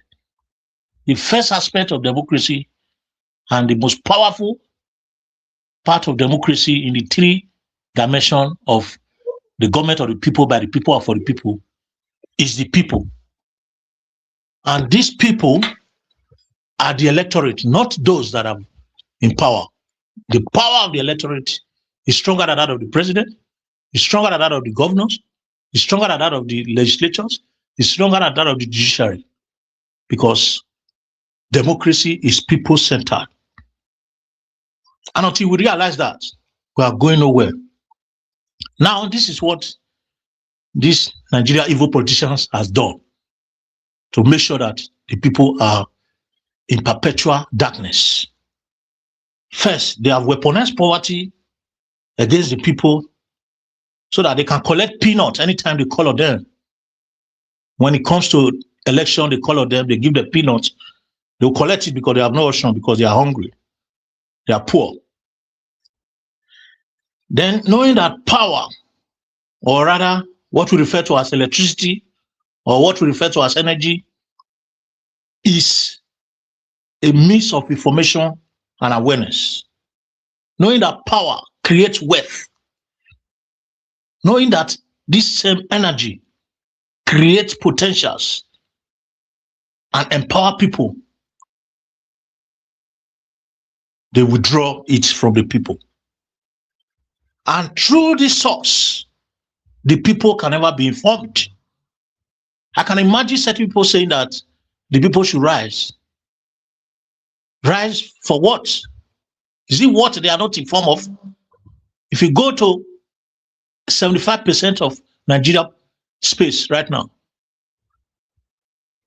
they've been total darkness for more than 2-3 weeks or even months. Some are years, some have never seen light since they were born. So where is the source of information? Do they still have can crier? How are they going to be formed? How do you expect the electorate to fight what they don't know? Half of Nigerians, viable youths, has been killed or died. And they'll be displaced from their ancestral home due to insurgency.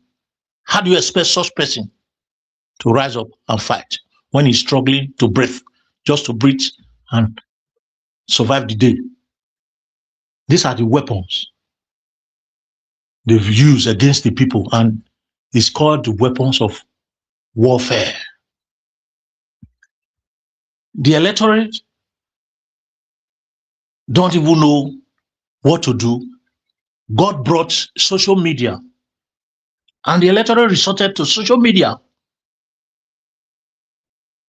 to have access to information, mobile phones, gadgets, and others. What did Nigeria do? The cost of data has skyrocketed. They can't even access or buy it. To the extent that people that you expect or people you don't expect put off their data when they stop communicating with you. They put on their data if they want to tell you anything. That is control. They control the media against the people. So how would they be informed? People no longer, they don't download anything. They don't listen to WhatsApp. They don't listen to Facebook because they can't provide data for themselves. So the problem of Nigeria, to me, if you have to summarize it, is these evil people. And the only way we can fight against them is to use the same evil people that are already there. And that is why I keep saying that if Peter Obi is not ready to get up and be in the front, and be a front runner of this race of electoral amendments, then he's a suspect. That is why anytime I come here, I begin to say, I don't know his plan, because I know what me and my family suffered in 2023. I can't repeat that because I'm not a coward. Once beaten, twice shy. I can never be a coward for the second time, for no reason. And I supported that transition in 2023 because I thought the electoral amendment was okay. Now that I know that it is absolute rubbish, I can't support that kind of electoral amendment or electoral system to run election for me to hopefully think that I'm going to have my candidate there. So if Peter Obi knows that he loves Nigeria, instead of him stressing to become the president, let him present himself as an instrument of transformation of our electoral system. He will be forever remembered for that. You must not be where you want to be. You must have to be where God wants you to be. So for me, looking at what I'm seeing, if I say this, it might look ugly in the ears of some people. Peter Obi might not rule Nigeria the way things are going. This might be a topic for another day. Maybe Mr. Ivy will just present it, why we think Peter Obi will not rule Nigeria. We'll discuss it extensively. He might not rule Nigeria because the power, the players, the actors of Nigeria, and the problem that we have in Nigeria is the North and the West. And they take the South along with them like zombie. These are the people that have been manipulating this nation for a very long time, since 1960. And these people will never allow Nigeria to be good. So let's look at what happened to Jonathan, his regime. They bullied him out of government. He was one of the recent best government we have ever had. Because they want to bully Nigeria out of government, the late Buhari, may his soul never rest in peace wherever he is. He went to bring Boko Haram and other insurgency to Nigeria to destabilize the government, thinking that he was not going to win. God now punished him and made him win, and his regime was so frustrating that he even died before he died. And today, his people are suffering seriously from one silly mistake that he made because he wanted to become president. Today, I just hope that he should be burning in hell, wherever he is. Because the curse he brought upon Nigeria will be upon him and his generation. Now, what is the essence of having ADC, a coalition, if they cannot come out and say, let us look at what will make this election be transparent enough? If they are confident enough, why are they not fighting this present government to talk about electoral amendments? Anybody that is not supporting this present day electoral amendment fight is not willing to make sure that Nigeria becomes whatever we want it to become. The person is pretending. That is why, very little, I'm going to come out with my own submission, just as Black Panther said. I'm very, very reserved at this moment, while in the background listening to how people are actually going, because those that really love Nigeria, they don't do things the way it is going. And let me tell you one thing before I go. Those that start the race of success, most times they never see the end of that success. Looking at the Bible from the beginning, thank you very much, Mr. Elvis. Just give me 10 seconds. Looking at the Bible from the beginning. I have a question for you before you go, though. Okay, 1 minute. If you look at the Bible, example, Abraham, God made him to create a lovely generation. He never saw it. Moses led the children of Israel away from the land. He never saw the promised land. Jesus and his 12 disciples never saw the enjoyment of Christianity today.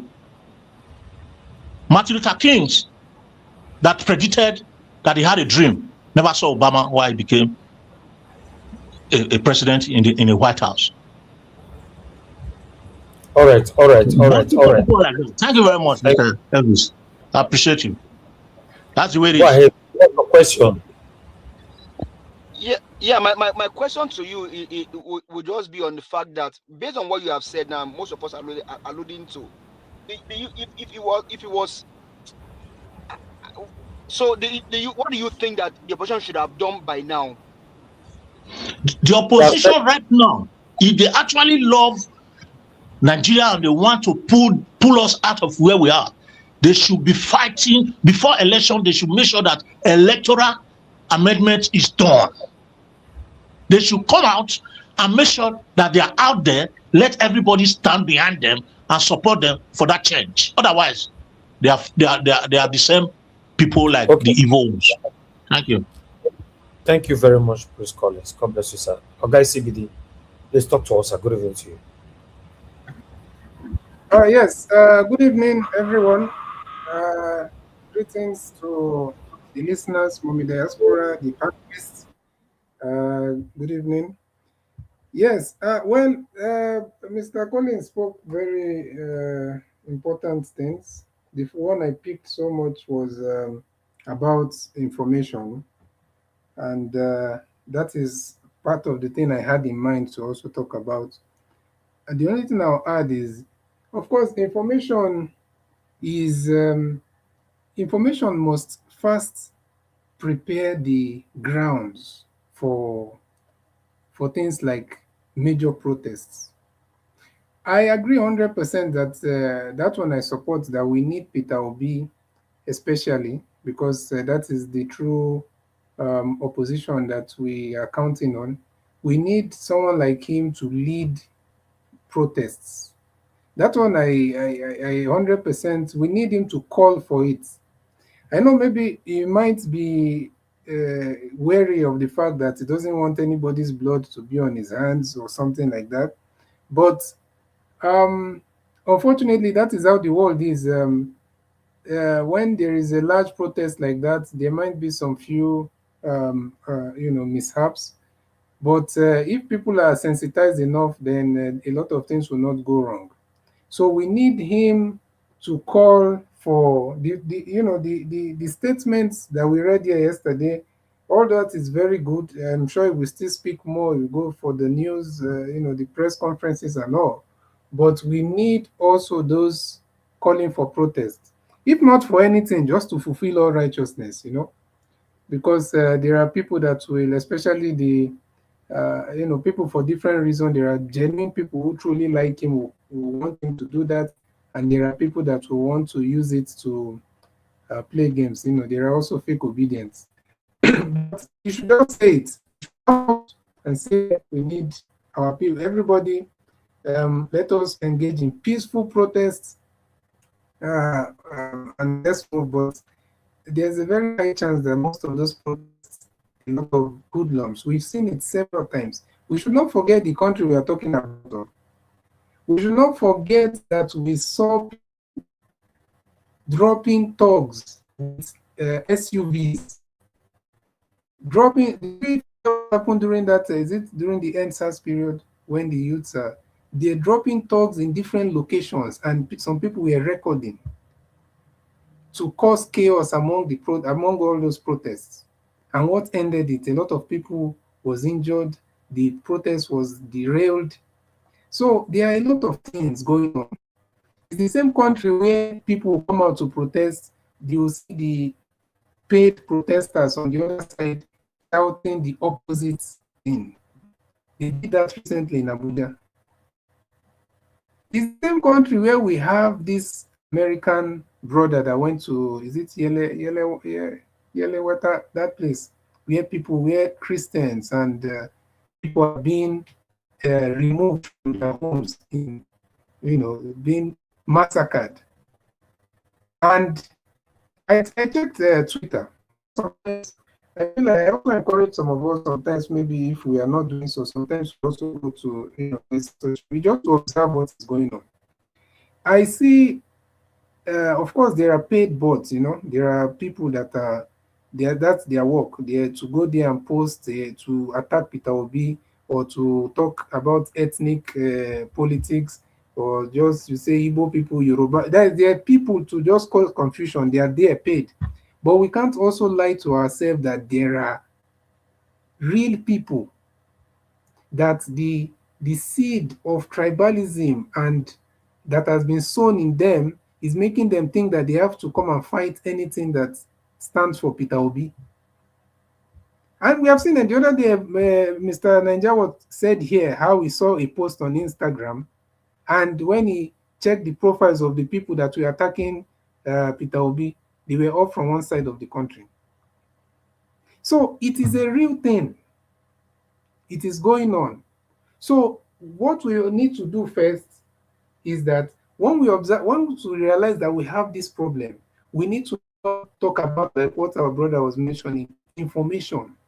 You see, one of the main reasons why why they've been able to do what they've done for so long is media manipulation and propaganda.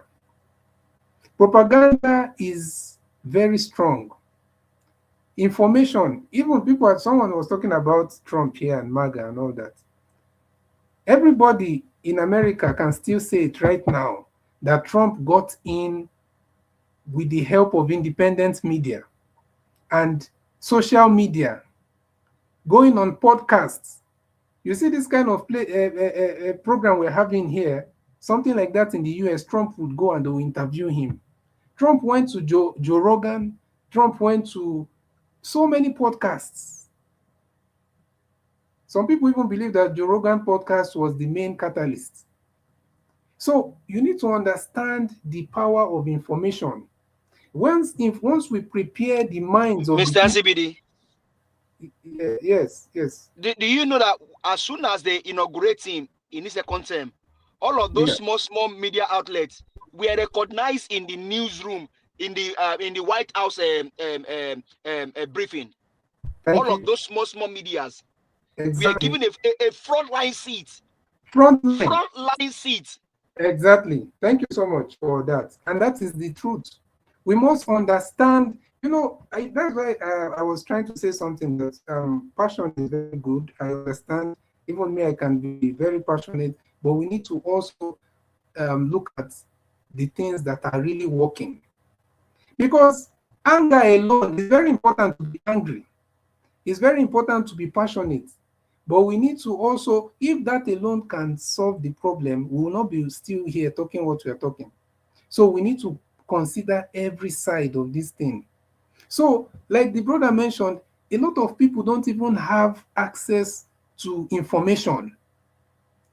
And let me be honest with you, some Nigerians that I've spoken to, some of my former colleagues, I'm telling you, some of these people don't even want to hear about politics. Leave alone, forget about those ones. Now, the only people that I can see, even the people that are proactive online, a lot of Peter Obi's supporters are students, are university students, are people that are informed.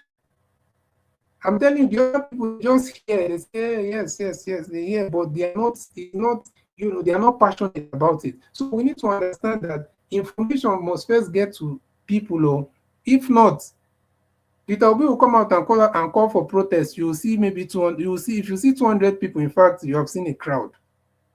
So we need that information to first circulate and make sure that people are listening. A lot of the people that are not much, informed or with these online things or news, those are the people that we should first be targeting. I don't know how we do it, but we need to start reaching those people, because I feel like the most effective people now Peter Obi has are the students, because I usually see that they are the ones online. But still, we have educated students that are still taking the baits of tribalistic rhetorics. So, and sometimes some of our people will talk about people that went to prison and all that. That is good. But you need to understand that most of the people that have stood up that have led revolutions, either they went to prison or they have pied, or they were pied. And the ones that came out of prison, make no mistake, most of them, if not all of them, made deals. Winnie Mandela said that when Mandela said that the Mandela that came out of the prison is not the Mandela she knew.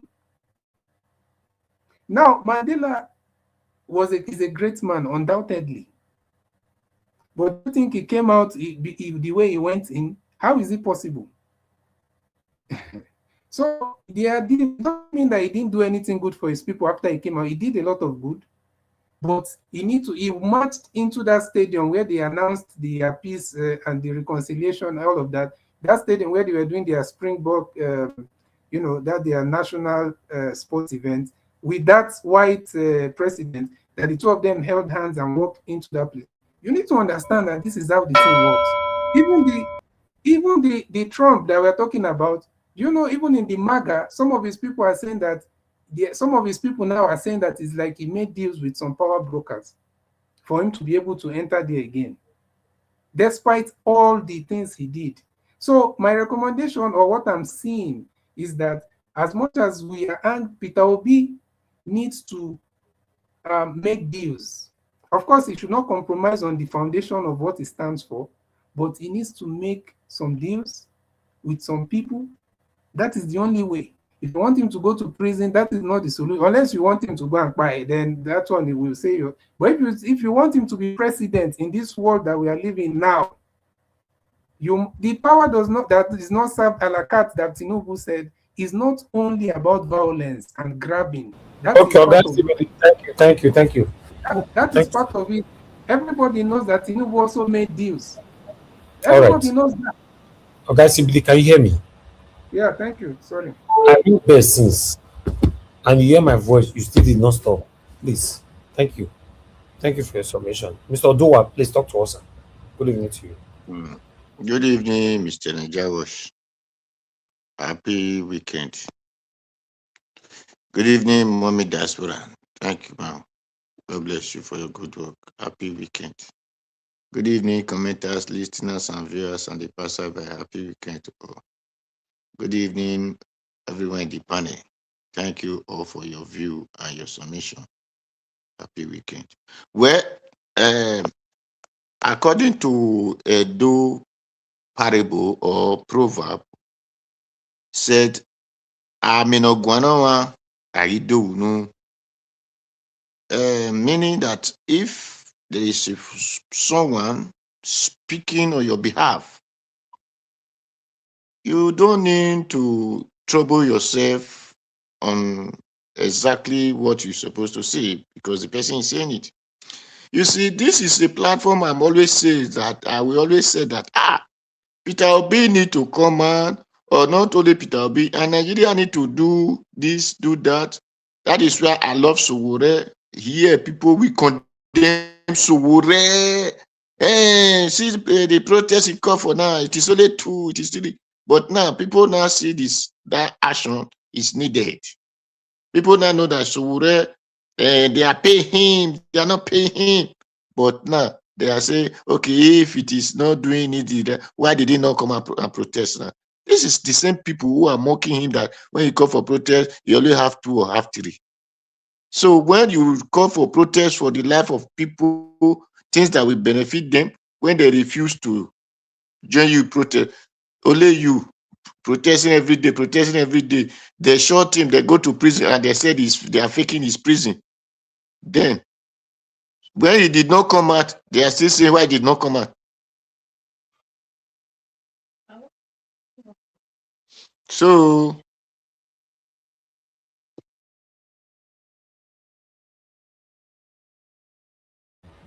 So do you just pause like that with no regard? No, it's sorry, because there was noise in my area, so I don't want it to enter. You seek for permit for excuse. You don't just okay, sorry, sir. Okay, sorry. Because of the noise, that is why I just quick. Thank you. Well, So I love now today, even some people who condemn it and said Peter Obi will not come up so that they will not arrest him and do this. They are now still calling that Peter Obi should come out for protest. That's it. I always said I use South Africa to give example, even during the time of their election. I use South Africa to give example. Anybody that wants country to be okay, we're ready to face what South Africa face, because the Nigeria is a place where wild animal eat their prey. So if you the country good, you have to force the people.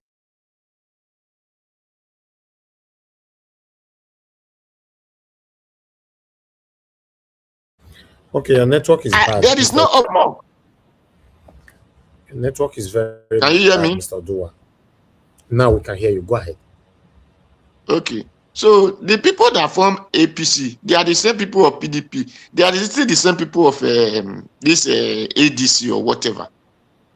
But the truth is, those who have the good mind for Nigeria, like Sowore, will have just Sowore. Even Sowore is saying, I don't need you. You force him to join him and make sure that the country go to the right direction.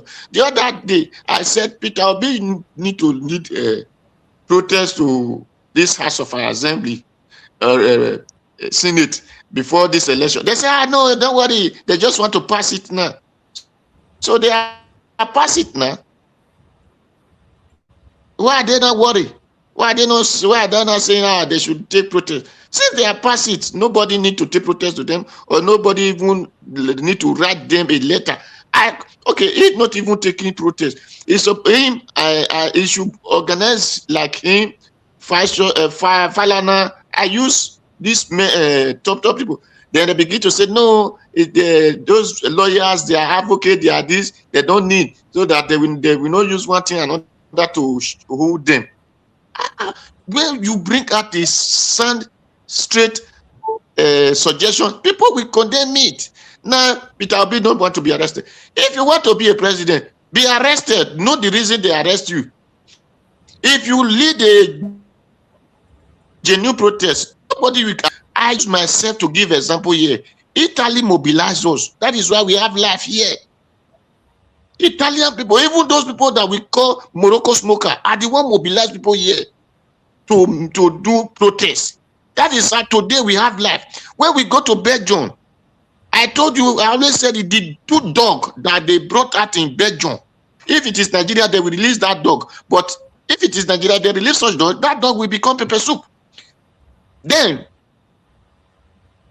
the man that led us said, no, we should not go for protest, for rally, because of we don't have this, we don't have that. I told the man, you didn't think we left Italy to come and joke here? I said, no. Everybody that come to this place, go to the protest ground. Let us see the police station that will contain the people. Take us to court and let us see how many people they will take to court and how the judge will judge it. Let them talk in the news and say, this is what happened. And the reason that you say they will be sent there to go and shoot them to do this in Nigeria protest, it is because those people are not ready for protest. When they bring that van, everybody that come to that protest done, occupy the van. With that driver see road, will you even have seat to enter, not to drive that van to police station? Even if you have a way to drive it to police station, will any police station contain where people come out for protest? The reason is we don't want to do it. That is why we are giving excuse to it. It is here. This kidnap of Edo State can even give example. People are started harassing in Facebook, in YouTube, in whatever media they call, whether Twitter, whatever. But do they come out for grant to come and do it and said kidnapping must stop? They will tell you, if you go to police station, if you go to if you do this, they will do that. They will have one way or another to excuse their ignorances of life. So when people decide to become lazy, just like the way they say that Buhari called them, Buhari did not call them lazy people. All right.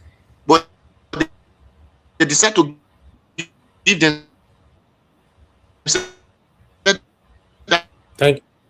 Decide to be busy. They want to say they're there because of Obi. Nobody there be in election time. Those people that buy, they buy because they wanted their voice to be heard of the betterness of their country. Thank you. Mr. Dua, thank you, sir. In case of next time, if you want to reference to anybody that have left a submission on this platform that did not align with you, mention the person's name. Don't say on this platform they destroy Sowore. I don't like that. You are generalizing. In case of next time, if you can't remember the person's name who destroyed Sowore on this platform at that time you wanted to reference to, then don't give that submission. You cannot generalize on this platform. That's generalization. A lot of people on this platform like Sowore. A lot of people also don't like Sowore. Yeah, it's just the freedom of whoever they want to support. I don't have problem with that. Please, thank you.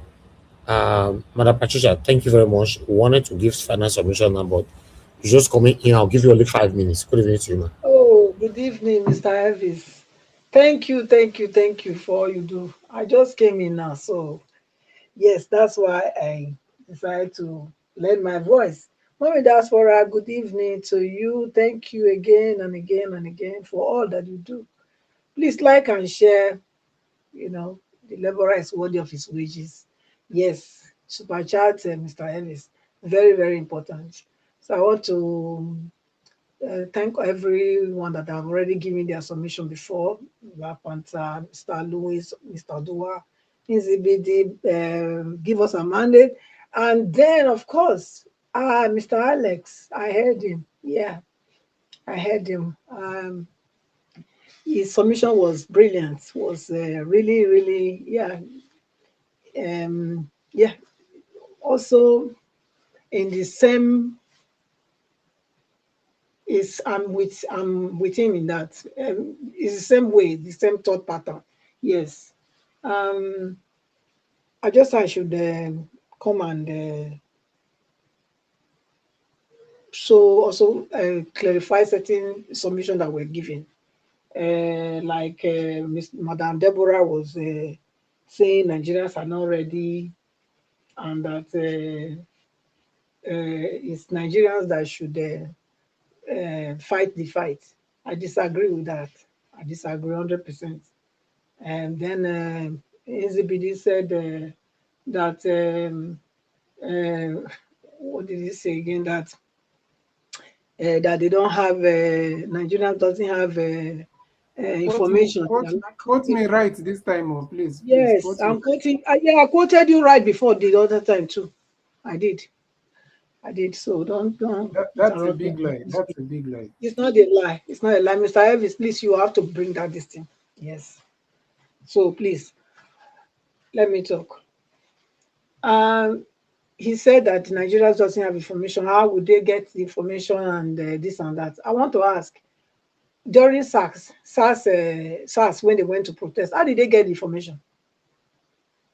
You know, sometimes when we want to reason, we don't reason. We don't think that, you know, other people can reason beyond what you are thinking. When Nigerians came out in all the cities, how did they get that information? If we want to put it on information that they don't have the information, how did they get it? If it matters, they will get it. If for real, Obi comes out, and Atiku comes out, and Arufe comes out and say, look, this thing must be done. Nigerians, we are going out. I will tell you that Nigerians everywhere, you will be amazed on how they will get the information. Assemble in all house of assembly. We are protesting. This thing must be done. They will come out. So let us stop making excuses that doesn't hold water. Because when it matters, they come out. They do. They do. Were they not ready to come out 2023? They were ready. They were ready. So all these excuses that we are making, that some of you are making, to say that's the reason why, this is the reason why. Look, anybody that is always saying if, but if, what about, if, this and that, you go nowhere. You go nowhere. What I say here is, anybody that, like many other people have said it here, like Black Panther said it, Give up as our mother said it, Mr. Alex said it. Mr. Oduwa also said it. Even the Tinubu said it too. He said power is not served a la carte. Okay? It's not served a la carte. You want to be a savior, but you don't want to put your life on the line. How does that? How? You are not ready. Anybody that says he wants to save others and you are not willing to put you have not died yourself. You've not reckoned yourself to be dead already. You are not ready. You are not ready. So may we not deceive each other. For anybody to say yes, you want to go and save somebody, do you know what it is? Somebody that is under the clutches of oppressors, you want to go and save them. Okay, if you want to go and save them, don't you know first that you have to be dead first to yourself for you to know that this is mission of a suicidal and I'm ready to lay my life down. You must first settle that within you, within your own spirit. Say, if I perish, I perish. Because the oppressors, they are not going to let them go without no fight, no serious fight. Okay? So anybody that will come and say they want to be, and you are not ready to do that, enter house. As Nadarita say, enter house. Not be you with a wait for. Not be you. Una the kind came out, Abi. He came out and look at him. They have offered him heaven and earth. He refused. Because why? He is determined. He is deliberate. He knows what he wants. So that person will not know what he wants. That now I want to let Nigerians follow again. The people that killed that day, nobody go feel breathe, they come back again.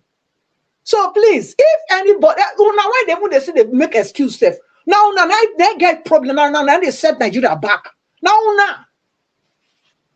Because una cannot see truth and talk, una cannot see truth and just speak truth to power. Because it's like if you are a coward, if people are cowards, so people that are cowards, they don't, people that are sitting down, people that are cowards, they don't want anybody to show courage. That's it. That's what it is.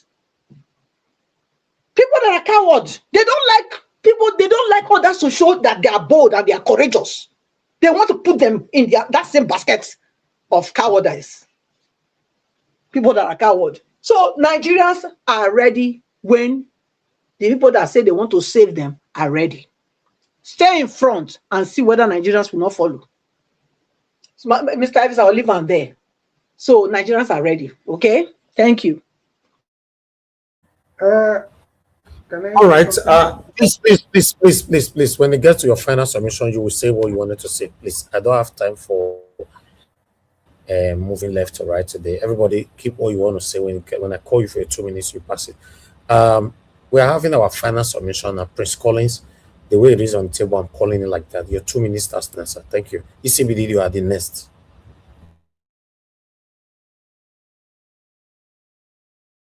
Okay, Prince Collins, you are not available. Okay, CBD, give your final submission. It still came back to you. Thank you. Yes, thank you so much. Well, I guess the only thing I would say in is it rebuttal or what do they call it?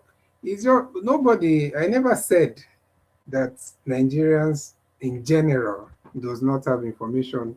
I made what I said was clear. I said it was a lot of the people that I actually have seen online or supporting Obi are mostly people that are informed, maybe people online or people students, So I was saying that we need to spread a lot more awareness to our people, especially the ones that don't have access to information. So that is that for that. And like what we are saying, Peter, we need to come out. It's so funny now that a lot of Nigerians all of a sudden now are regarding someone like Nnamdi Kanu as a hero. I remember very clearly, I've been on this online space for a long time. I remember very clearly how everybody was attacking him, that IPOB everywhere. They actually hated him a lot of places. So that is the same thing that someone like Peter Obi must be ready to face.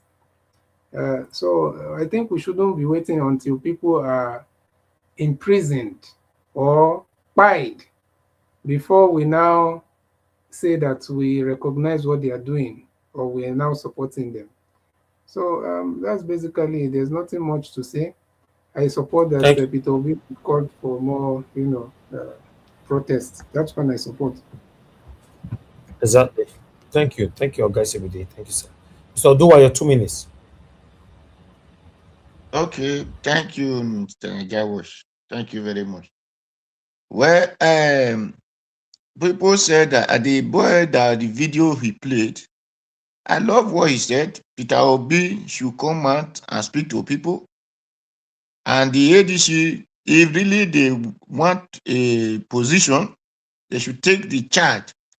Because with this atrocity happening in the country, even with the killing alone, it's enough for the party to have a place to put their leg and make sure and convince entire Nigeria.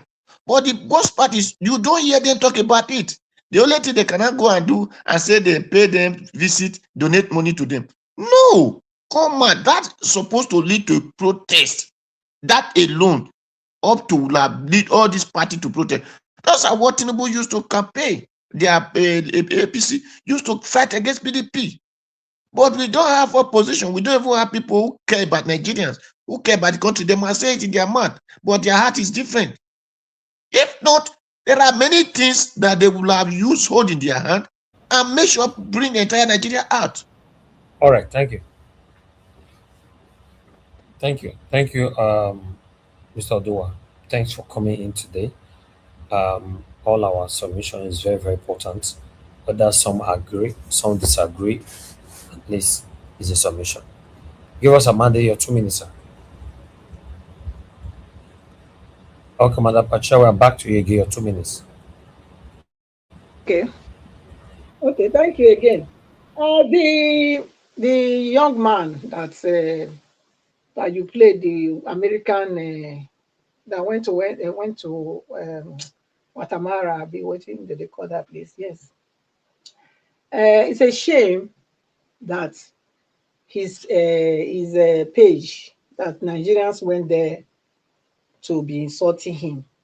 But I can tell you for a fact that the Nigerians that went there to be insulting that man, it must be the Nigerians that are also Agbado and also people from the other side that are defending this, that there is no genocide in Nigeria. It must be them. It must be them trying to dissuade the young man, trying to discourage him. But my message to him, if I don't know, if I could find his page, I could go there and write and encourage him to continue. Because what he did is actually something. Yeah. Yeah, your 2 minutes is over. Okay, thank you. Thank you. Okay. Everyone else have given their submission except one or two that did not respond. But I don't call you not respond. You only have 1 minute. Some final submission. Sorry. Yeah, I could do something. I'll give my 2 minutes. I beg. Hey, no much to say anyway. I had a little engagement. So you see, everything I've said. I think we should fight. If we are fighting a cause, we should fight it rightly. In fact, those of us in diaspora, we have actually done well for our people. We've learned, from our foreign lands, different places that we've been able to understand that, things cannot work the way, and the only way we can, achieve success is to change the narrative and do it rightly. And if we are saying that those that are in the house, that are the players in the house, especially the politicians that call themselves the coalition right now, if they actually love Nigeria, for me, I don't believe in them. I just say this for talking sake, and because they don't have the interest of of us of any of us in hand. And they love us. They should allow the right thing to be done. And one thing I would say before I drop my mic this wonderful evening is that those that are in the legislative arm of government, whether you are at the local government councillors, at the state level, House of Assembly, at the legislative level, and the Senate, you are made to go and represent the people, and you are not doing the right thing, and people are being and people are suffering every day. The blood of these people are in your head. For you to not to do the right thing, to support a bad government to the detriment of the commoners of Nigeria, the blood of those that are dying every day, they are in your head. Just believe it. If you take Nigeria money and use it for yourself and your family to the detriment of the poor people that are dying on a daily basis, their blood will be upon your head. No matter how strong you are, the head of your head is not stronger than that of your incoming generation. Your incoming generation, the cost shall be revisited upon your incoming generation. It's already happening. Look at Malamina. He didn't know that the same government that he will work against him. That's the way it is. We are all going to perish in it. Thank you very much, Mr. Elvis. Okay. If Malami will perish, let him perish. Malami did a lot to destroy this country, so let him perish there. But meanwhile, I want to appreciate every one of you for your time with us today. Happy weekend to every one of you once again. We've come to the end of this broadcast. We need to round up right now. I want to thank every one of you that came into the panel. Prince Collins, Black Panther, Guy CBD, Mr. Oduwa, Give Us a Mandate, Mother Patricia. I appreciate every one of you. Thank you for coming in. And those of you that called into the show as well, Mother Deborah, your submission today was top-notch. Thank you very much. You tackle the people rather than the politicians, that we are not ready. Yeah, I support that. We are not ready. Yes, and thank you, Mr. Alex, and many others. I appreciate you all. Okay, I want to thank those of you on the comment section. Mother for Mommy Diaspora, thank you very much, my lovely mother. I appreciate you always for always being beside me and beside us. Thank you, my brother Abo Azi. God bless you. Thanks for all that you do always. I appreciate you. Ikechukwu, I can see you. Eva Line, I can see you. Victor Penepos, I can see you. Thank you, my people. Rugged, I can see you right there. Vitus Okwebele, Mother Peggy Modi, Mother Eugenia, and many, many, many, many more. And people, we've come to the end of the broadcast. Let's stand for what is right. Let's continue to put our voices out there. And that's for my principal, Mr. Peter Obi. There's nothing wrong telling our principal to take a lead. If you don't want to put on a protest, speak and tell people to come out. Like your submission yesterday, I was very pleased. And I was very, very happy that our Rise TV, Oji Okbe, reiterated it after I read it. So I like that. So, yeah, I think more will come. So let's give him a few time. I think he will grant a press conference as well and all that. I just think the people need a leader, even though I don't trust the people either. Me, I don't trust the people. That's just the truth. Here in Nigeria, the people, they are not serious. All of them are engaging in Yahooism and Oloshoism. That's all they are just doing, and criminality and all that. So in case you don't know, the people are worse than the politicians. They are more satanic than the politicians. Go and do your findings, then you will understand what I mean. And God will bless you, my people. Have a good night, happy weekend, and bye for now.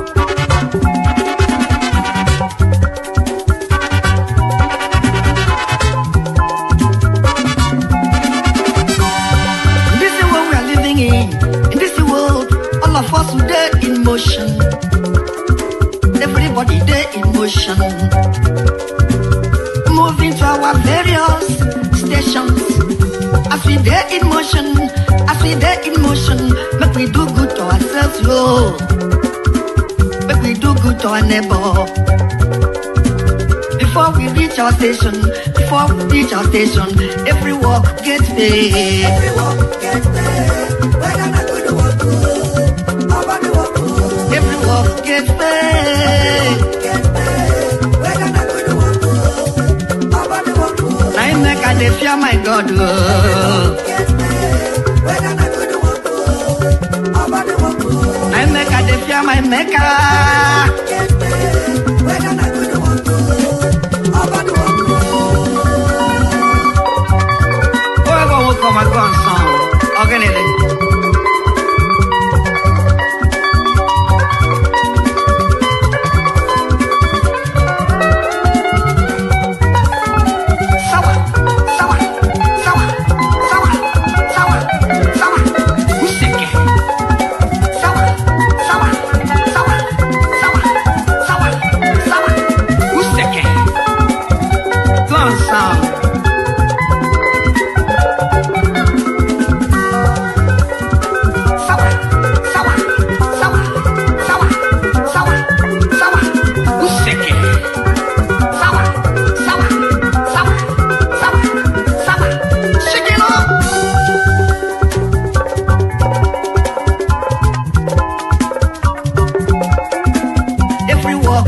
paid. Every work get paid. Whether na good work, nobody work. Every work get paid. Whether na good work, nobody work. I make I dey fear my God. Whether na good work, nobody work. I make I dey fear my Maker.